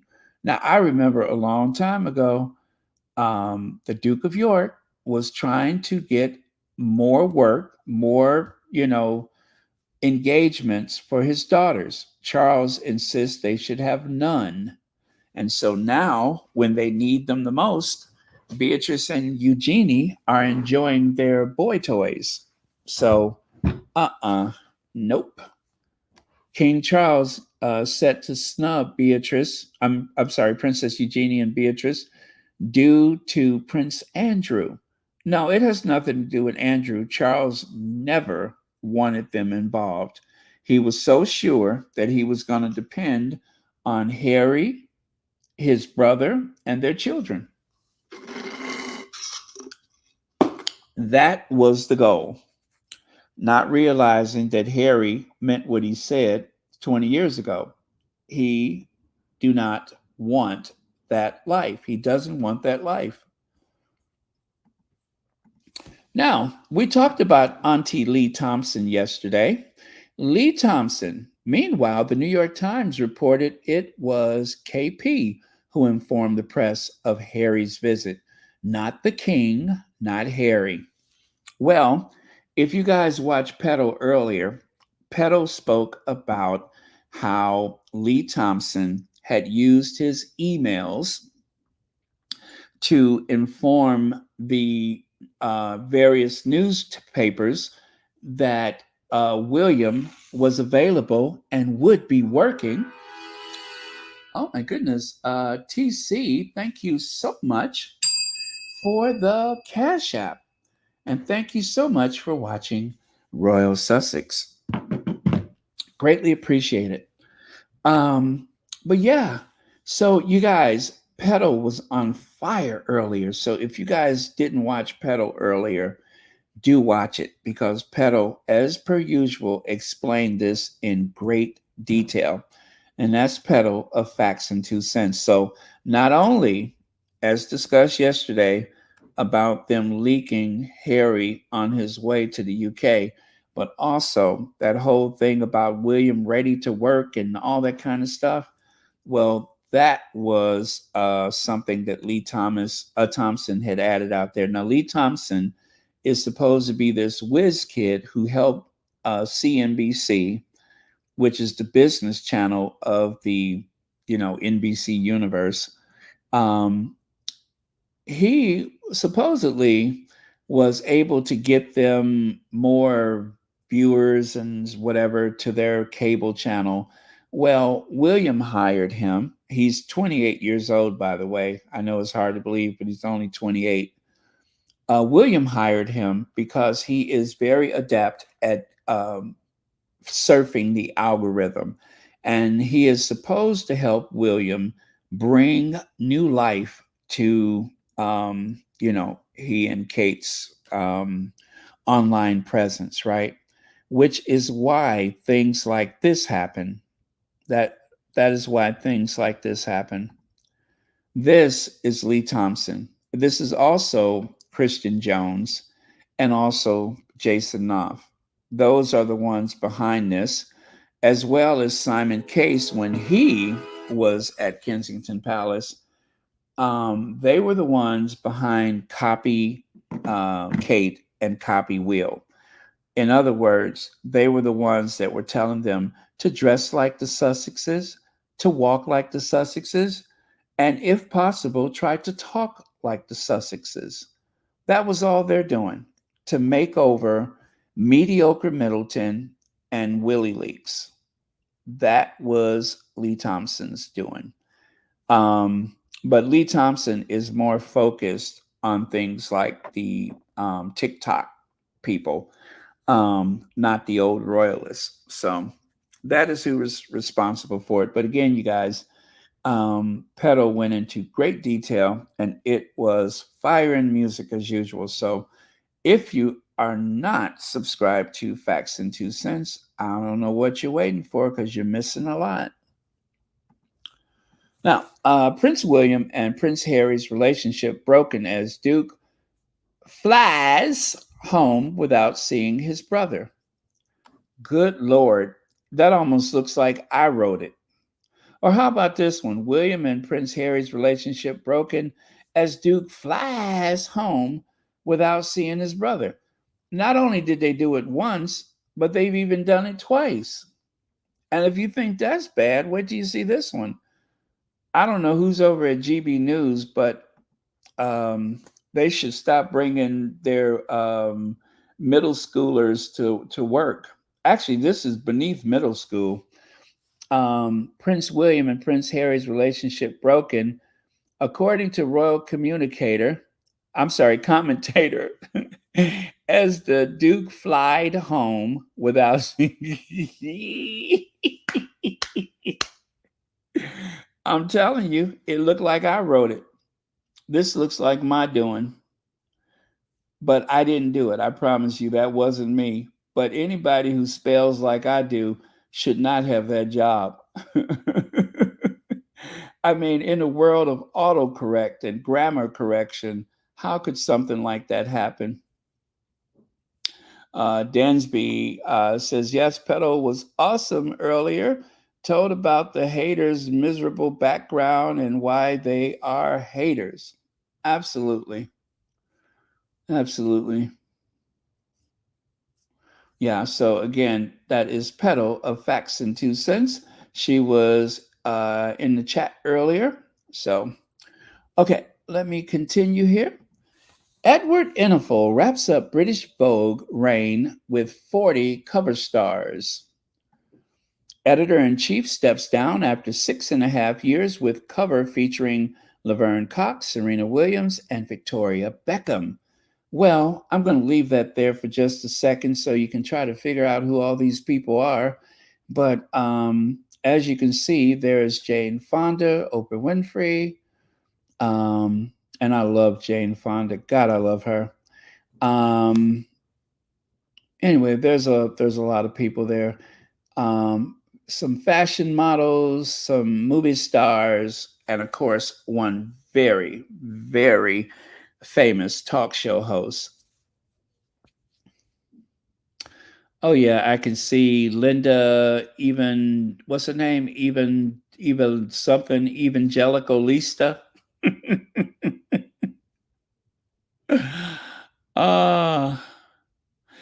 Anyway, let me show you some of the behind the scenes. See there? There's Iman. Oh, I love Iman. I love Iman.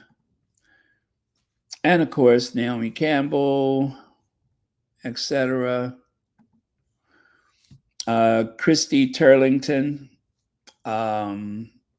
There's the Beckham chick, whatever her name is. And who else is here? Look at Jane Fonda. Jane Fonda looks good. I don't care how she got there. Jane Fonda looks good. Oh, she's beautiful. She looks amazing. I don't care how she got there. She looks amazing. Who else is here? Oh, there's the actress from Bridgerton. She is beautiful. She always dresses to the 9s, 10s, 11s, 12s. You see, after all of that stuff we just reviewed, don't we need this? Don't we need this? We need something to take our minds off of that hate and vitriol. And there's O, rocking those round glasses. Looks like they had fun. I only have about half of the background photos.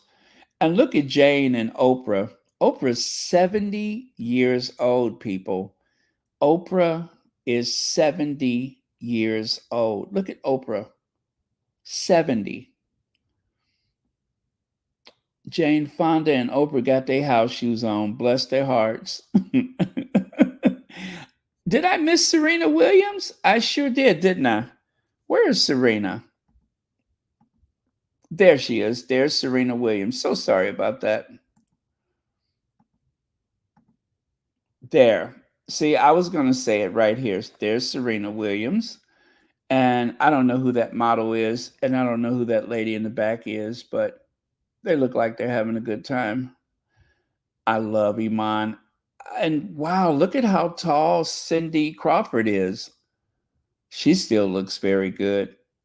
And look at how robust and healthy and fit she is.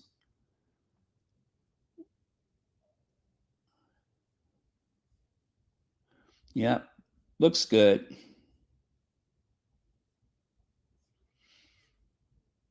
What is that? I don't know what that means. What does that mean?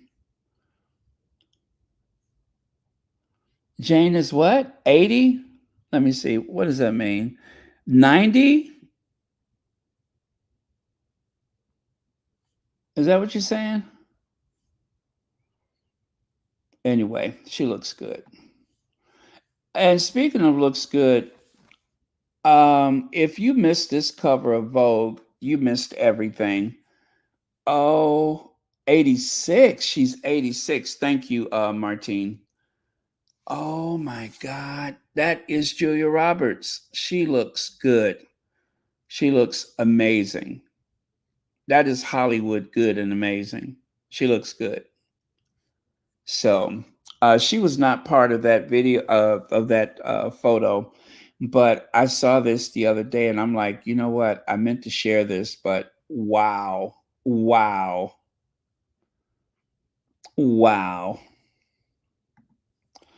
And speaking of wow, the Meghan effect. Meghan Markle influence drives 1.2 million investment for jewelry brand. I'm sharing this again just in case anybody missed it. Also, I'm sharing it again because don't Meghan look good? I love this over the shoulder view. That is like, she was absolutely breathtaking that night. Absolutely breathtaking. I mean, everything perfect. And you know she loves that flawless slick back bun. Beautiful. Beautiful. You know a person is confident, a woman is confident when she takes that hair away from her face and just, here I am. Good, good, good. Love that.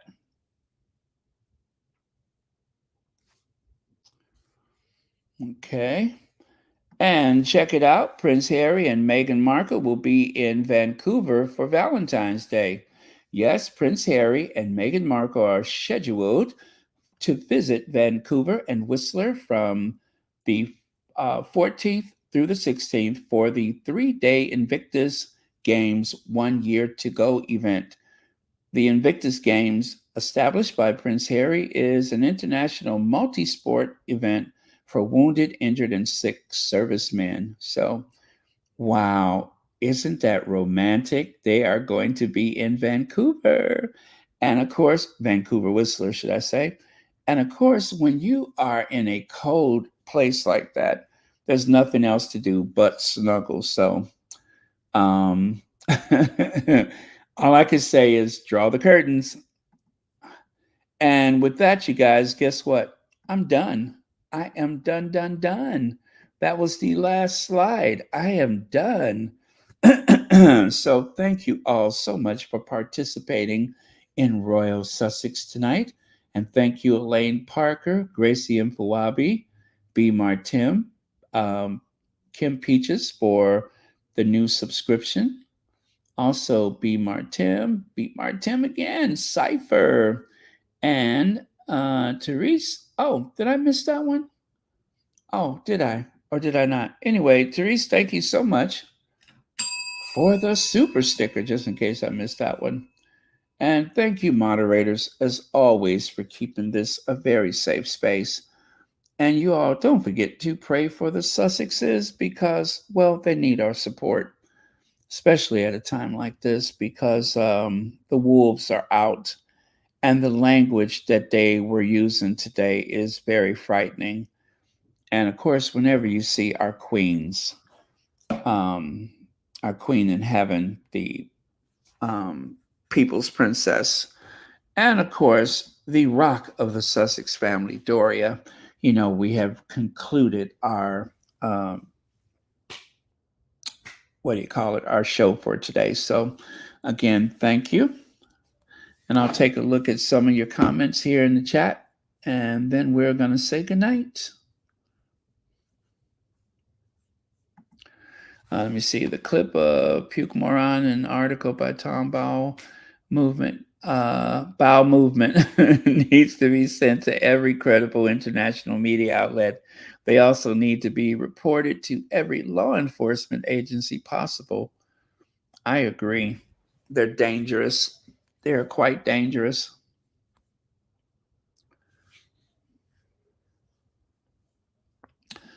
Oh, really? Yeah, well, I wouldn't be able to share it, of course, because, well, we know what happens when you share stuff. Oh, he's on CBS presenting an award. Really? Well, then I guess I'm not done because we are going to have to cover that. He is on CBS right now presenting an award. Shut the front door. Oh my God, what award? What award? Well, I'm going to have to stay here until we get the lowdown. Let me go to Twitter. Oh my God, I'm going to be on here for 5 hours again. Let me go to Twitter and see what they have. Because I'm sure if there's something, it will be on Twitter.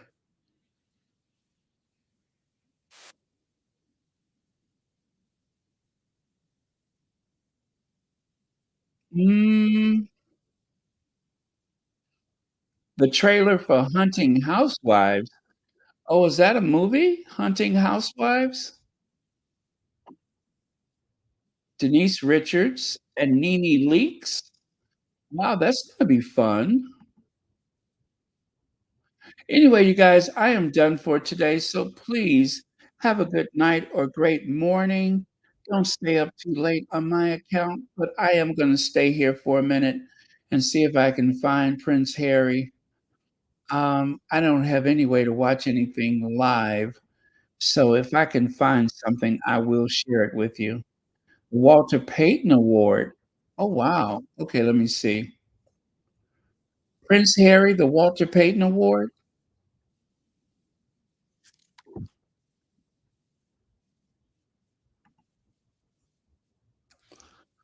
Okay, so far I don't see anything.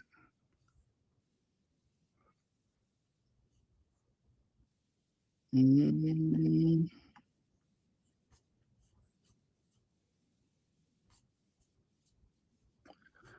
Prince Harry, the Walter Payton Award. Well, I'm gonna hang out for a while and see what I can find. If I can find something, I will share it.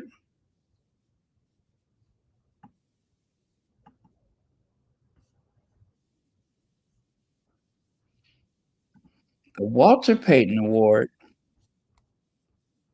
I didn't know they had such a thing.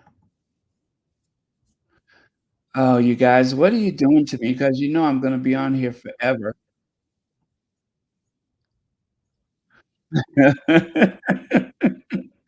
Let me see. Prince Harry is on CBS. He's a presenter on the NFL awards ceremony.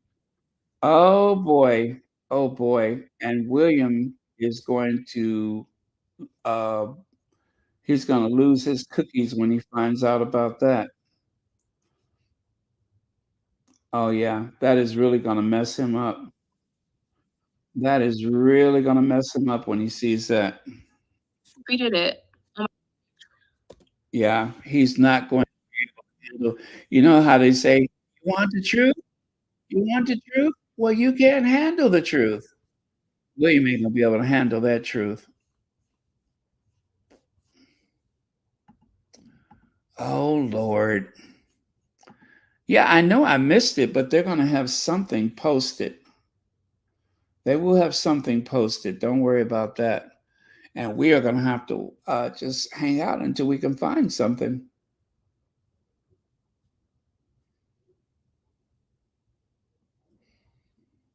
Mm.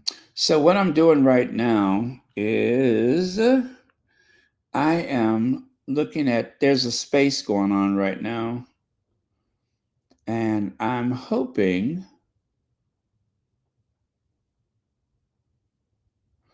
I am so hoping that I can find it. So if you guys want to hang out for a little bit, feel free to do so. But I'm gonna see if I can find any photos or anything of our Prince Harry, of our fave.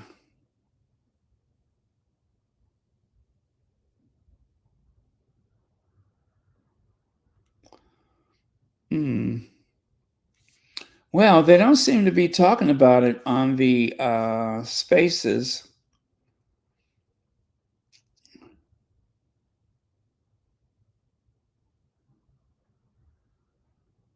Huh. Let me see. We USA love Prince Harry because he is genuine. Well, in the United States, we always are fighting for the underdog. Now, the United States government, they do embarrass me sometimes because um, sometimes they side with the wrong people. But we, the citizens of the United States, it's a very large country and we're not a monolith. We definitely have our individual thoughts and everything. So do not hold us to what the government does. But we're very generous, thoughtful, kind, and generous people. And that is the truth. Oh, let me look up NFL. Let me look up NFL. Oh, man.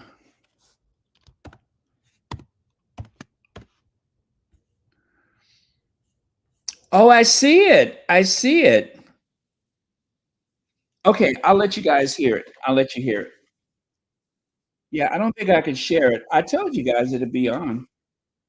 I haven't missed a thing. Uh, Harry looks good. Harry looks good.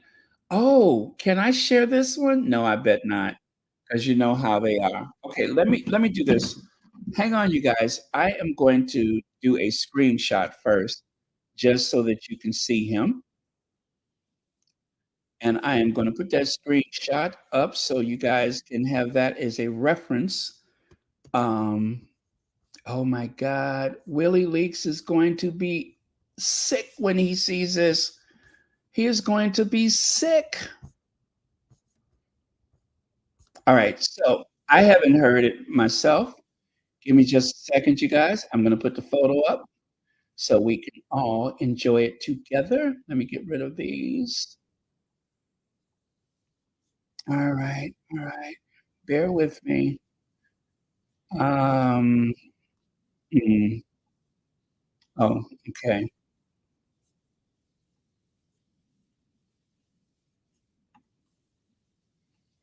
Wow, what a nice surprise. And thank you all for telling me about this because I would have totally have missed it if you hadn't said anything. So again, thank you very much.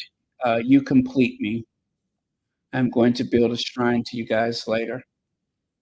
Oh, don't he look good? Don't he look good? Huh?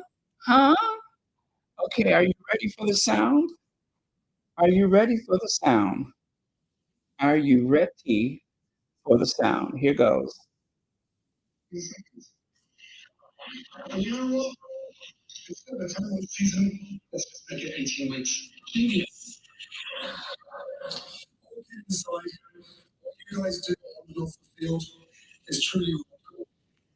You are role models for millions in the way you carry yourselves and in the way you give back. This final award, the highest, is all about serving your community. And there's one special man we'd like to pay tribute to now. A player who goes above and beyond and whose extraordinary commitment to helping others is a reflection of his own story. Okay, that was it.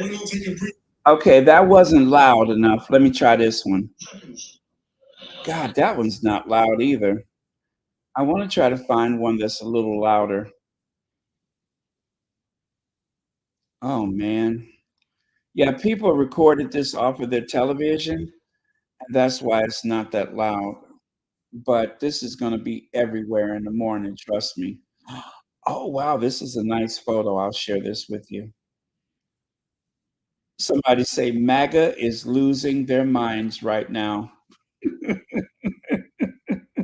Why not take a breather every 15 seconds? And you know what? Instead of a 10-week season, let's just make it 18 weeks. Yes. I'm so sorry. This is that it is not loud enough. I'm going to see if I can try to find it someplace else. That is awful. Take a breather every 15 seconds. No, that is no good. It's like the same two videos. But let me try again, and I'll see if I can find something louder than that. And also something longer because it's only 44 seconds. So one momento, give me a second, and I will try to find something louder. Let me see.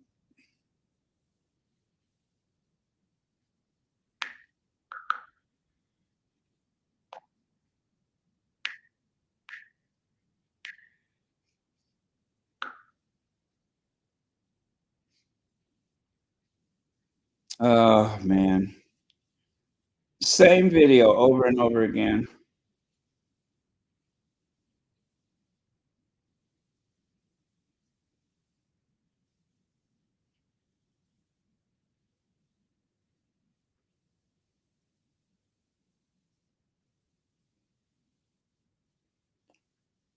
Yeah, sorry, you guys. That is the best I can find it.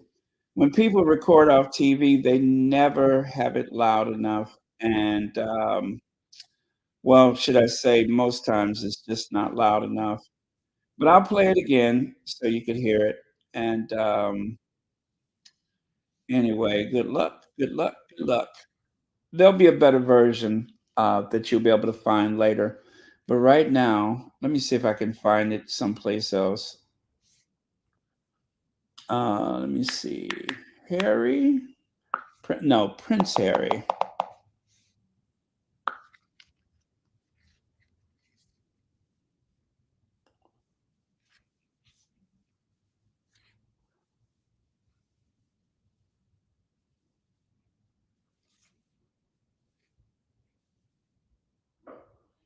Okay. Yep, I don't see it anyplace else.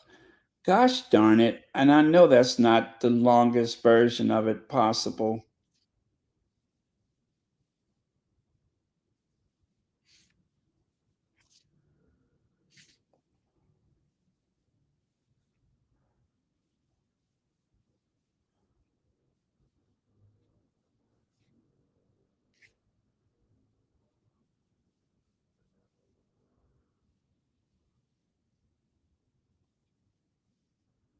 Yeah, I'm still here, you guys. I don't see anything else. So I guess that's going to have to do for now. But let me show you this photo that I just found. I will share that with you.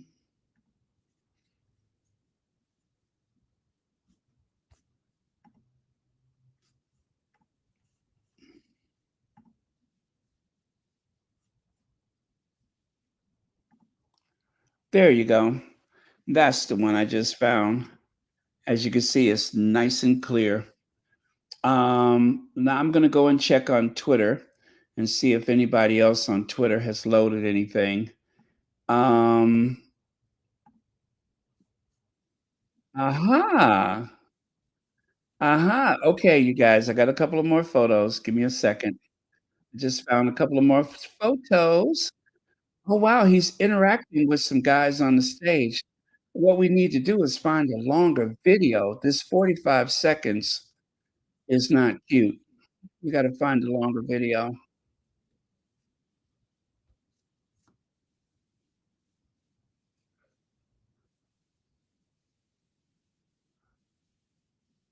Uh, yeah. So far, that's all I can find is that 45 seconds. Uh-huh. Somebody just inboxed me. Let me see what we got here. Oh. Oh, somebody's asking me who is that sitting in the chair. They're talking about William. Oh, come on, Twitter Spaces. I know y'all can do better than what I just did. Time. Um, okay, so far, I just got these 2 additional photos, so until I can find something else, we're gonna just okay, that's the 45 seconds, same thing, same thing. Okay, let me get these 2 new photos up for you, those of you that are still with us. Again, I am done for the night, and so if you need to get to bed, go I'm just gonna stay a little and look for some more I'm sorry, a few more images of the Duke of Sussex. I know you heard me say some more, didn't you? So I could look for some more. Some more.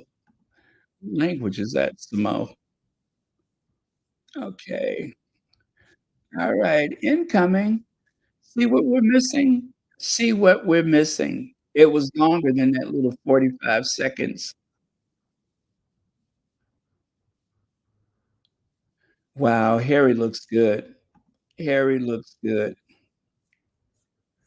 Well, this is gonna be the talk of the town tomorrow. This is going to be the talk of the town tomorrow. They are going to be livid. Do you hear me? Livid. You guys, there is all kind of racket going on, at Kensington Palace or wherever they're holding up these days. Oh, he introduced, Cameron Haywood. Sweet. You know what? Lady Bird, I didn't think about that. Oh, Lord, I'm gonna be up all night. I'm gonna be up all night. And just when I was about to get some rest, just when I was about to get some rest,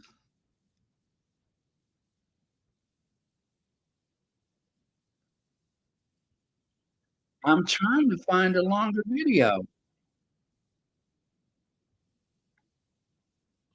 Sanders, it's all mm,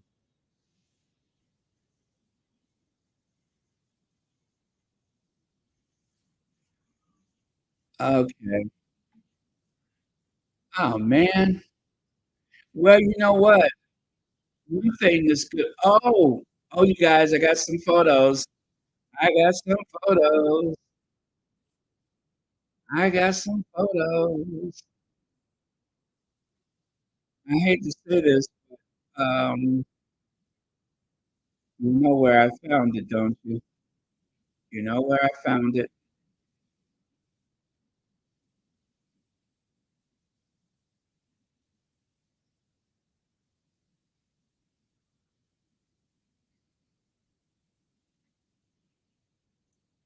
And you know they keep saying cancer-stricken Charles, cancer-stricken Charles. We don't want him to enjoy himself. Willie leaks him now and had a good time and was sitting next to that mysterious dark-haired woman. How come Harry can't go out and have a good time? Right?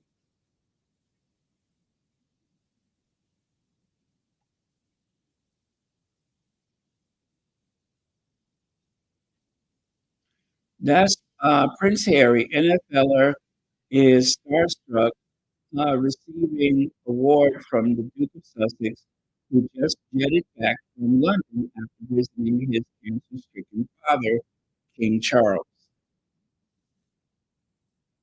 Prince Harry returned to the United States to hand out um, an NFL award just the day after leaving the UK, following a short meeting with his cancer-stricken. I'm so tired of them with that cancer-stricken father, King Charles III. He made a shock appearance at NFL honor ceremony at Resort World Theater in Las Vegas on Thursday evening. The Duke of Sussex handed the Walter Payton Man of the Year award to Pittsburgh Steeler Cameron Hayward. Prince Harry flew into London on a 10-hour flight from Los Angeles on Tuesday and arrived at the royal residence of God.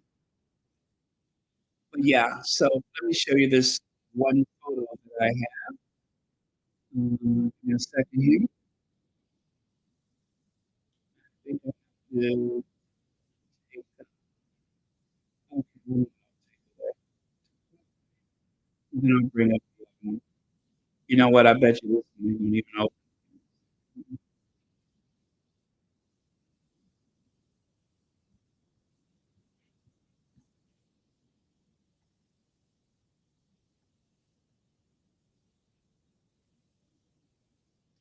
Ha! Well, you know where I got this from.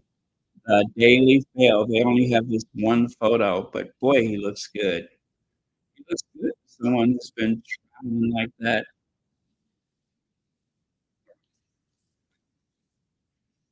Wait, the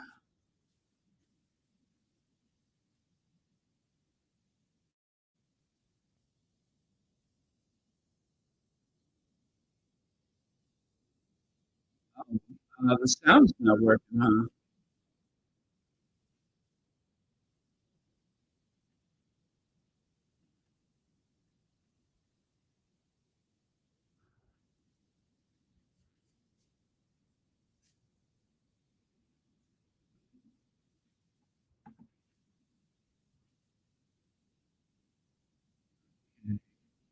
Oh, oh, okay.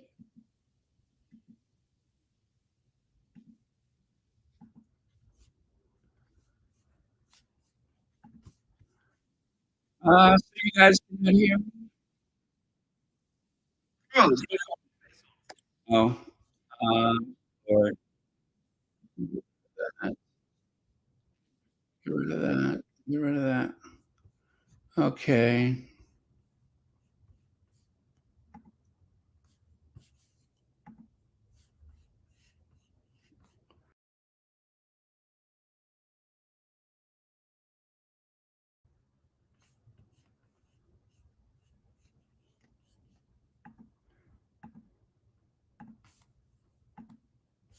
Check 1, 2, 3. So can you all hear me okay?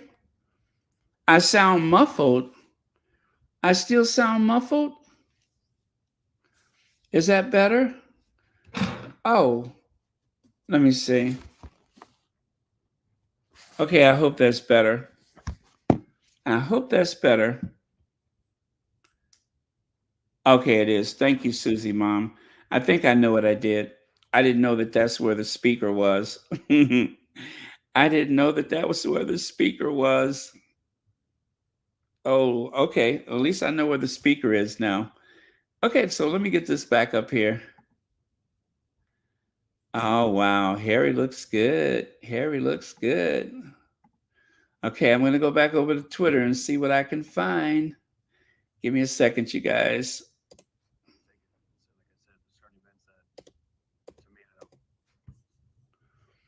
Back over to Twitter. Let me see what I can find.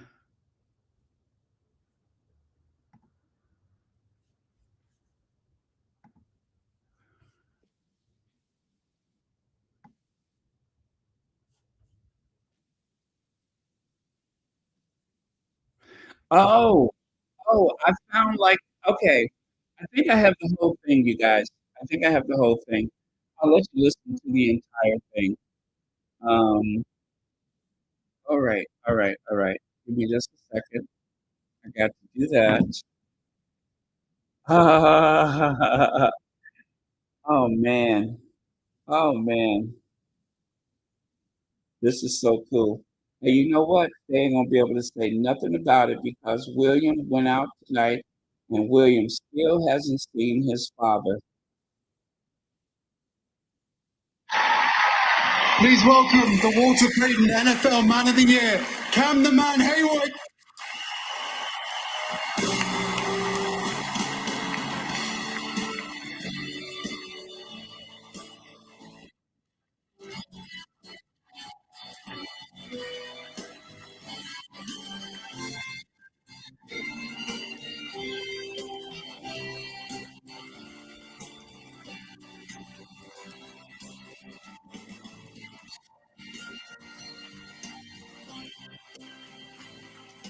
Okay, he's hugging everybody on his way up. Give me just a second, and you will be able to. This is what's coming up.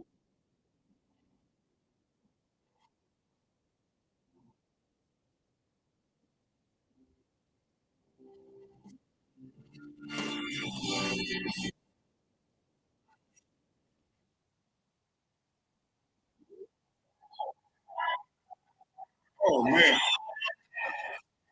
man,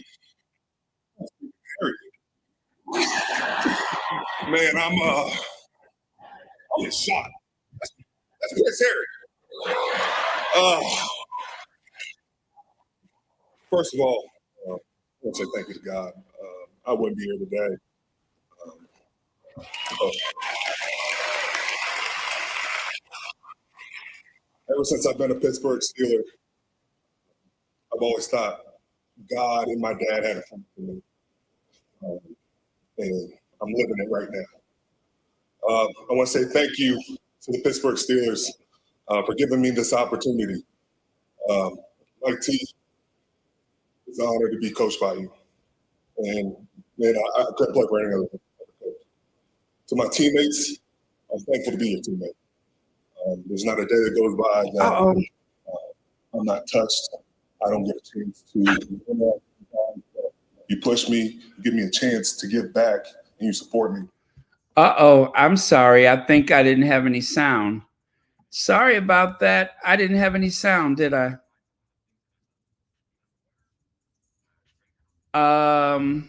Was the sound on? I'm so sorry. Could you all hear the sound?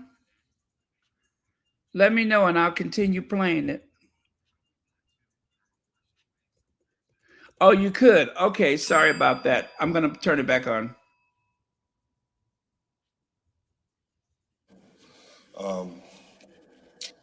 I have to say thank you to the Steelers organization, Mr. Rooney, Dan Rooney. I also have to give a big shout out to my community people, Blair, Angela, Bert. You guys do an amazing job. Omar, you give me a chance to give back. You give me a chance to go out there and affect my community. This might be a little bit hard for me. When I talk about my family, I talk about my mom. When my dad passed away, there was only one person who stepped up for my family. And she stepped over my foundation. You know, I play football and I get a chance to give back, but I can't do everything. And so she picks up the slack for our foundation. There's not anybody in Pittsburgh that doesn't know her name, and it's all for the right reasons. My wife, you are my rock. You push me. You're there for me. You are the love of my life, and I'm thankful for that. My brothers, Corey, Craig, Connor, my sister, Meghan. We're a roughhouse group, but we get a chance to play around with each other. We get a chance to be a part of what my dad started. It's truly special. And a special thank you, special thank you to the Walter Payton family. Please give it up for them.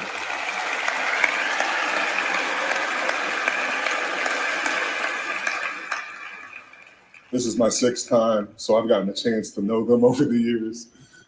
And Ms. Connie, you've always said it right. We are blessed to be a blessing. And Brittany and Jarrett, your dad will be so proud of you guys. You are creating more of his legacy. You are making this award what it is today. The work you guys do is truly special. And to be up here today, I can't think of a better man to represent this award, and it's because of you guys.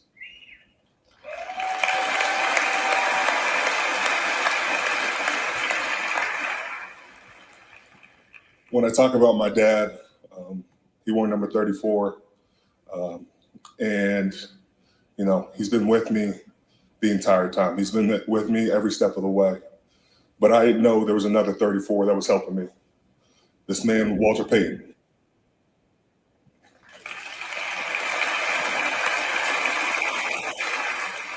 He's done so much on and off the field, and he's changed so many lives that now I have the opportunity to be part of such a great fraternity and the Walter Payton finalists and winners. I know I can carry this on and take the rock. I can't run as fast as Walter, and I won't try, but I'll make sure I do my part. I want to give a big shout out to every nominee, every winner here today.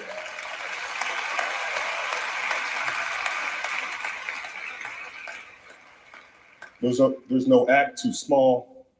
There's no act too big. We are all trying to make a difference in so many people's lives. I continue to keep doing the work, as I will.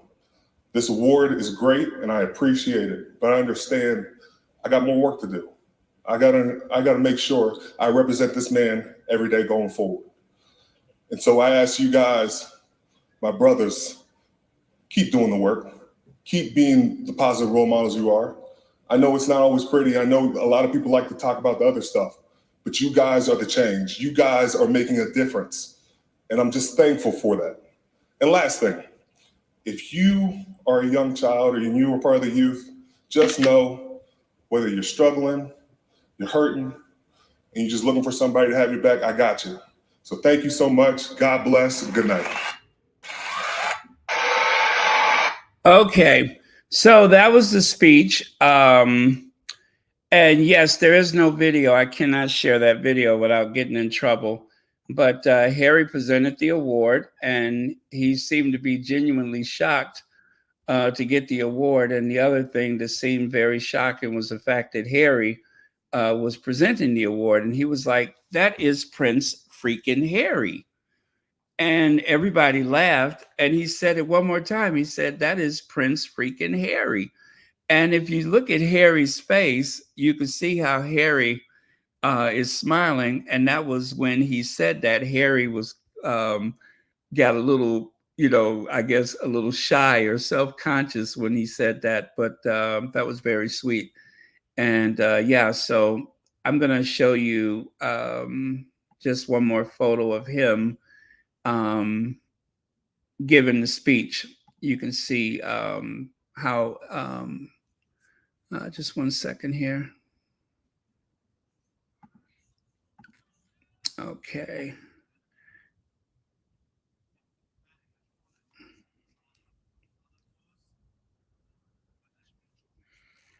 Okay, there you go. So this was him giving the speech just now. And yeah, so that was the guy that gave the speech.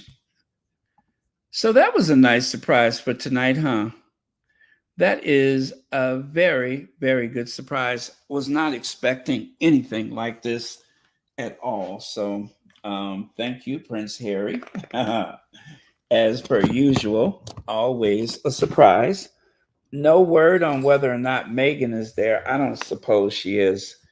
I don't think Meghan on a weeknight would leave the kids just to go for something like this, but you never know. They might travel together, but yeah, I am happy. I am very, very happy. And thanks for telling me, because I would have totally missed that. I would have totally have missed it. Okay. So it's still 2,000 people here. Thank you very much for that. So, and if you like, go if you are on Twitter, if you go to Twitter and look up NFL, you're gonna find Harry. You can put in NFL on Twitter and Harry's gonna come up. Aha, you're so right. There are no leaks in Montecito. Good night, everyone. Good night. We are done for the day. And I'm going to let that speech be the last word of the day. That was a beautiful speech. Sorry about the sound issues earlier. I was in a bit of a tizzy doing a little bit too much at one time. Oh, well, thank you so much for being here. Lit for Sussex, thank you very much for being here. Anyway, you guys, I'm going to get off of here so I can go over to the live chat on the spaces on Twitter so I can listen to everybody kiki and I'll try to grab some more stuff to share tomorrow. Okay, love you guys. Thank you very much, moderators again. And I will see you all tomorrow. Hello, Ivy here. Bye for now. Bye from Ivy. Bye. Cue the ginger flippin' Avenger. Cue the ginger Avenger.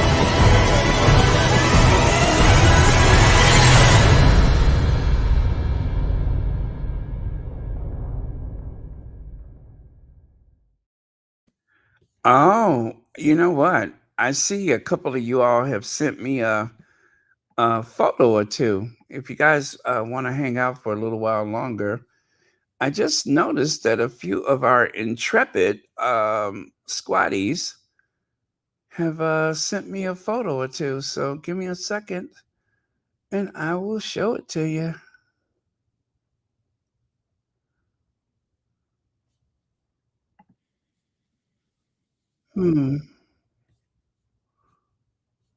Oh, wow. Okay, so there's that.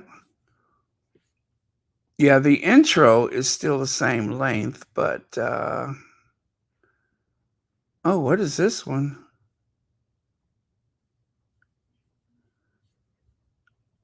Okay, okay. All right. I got a couple of new photographs. Thank you, Squatty that sent me those. All right. Let me get those two up. So, uh-oh. This one can go. Let me take that away. And I'll take that. Actually, I can take, yeah, okay. Let me get those two up. Okay.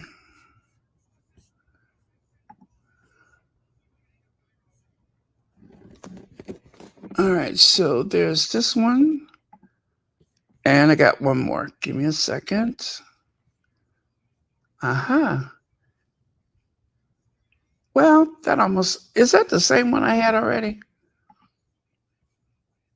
Okay, this one looks different. This one looks different. Well, it's just like a different angle. Yeah, it's like a different angle. I think it looks better than the one I had. Yeah, there you go. So that's a little better. That's a little better. But yeah, there you go. So just those two. Wow, that's a big guy. Look at how big he is. Harry looks like a little kid next to him. No, he's not that big. He's just very robust. All right, you guys. All right, so that was it. Just those couple photos I wanted to share. And I'm going to go over the spaces so I could kiki with the rest of them. Love you guys. I will see you all tomorrow. Good night.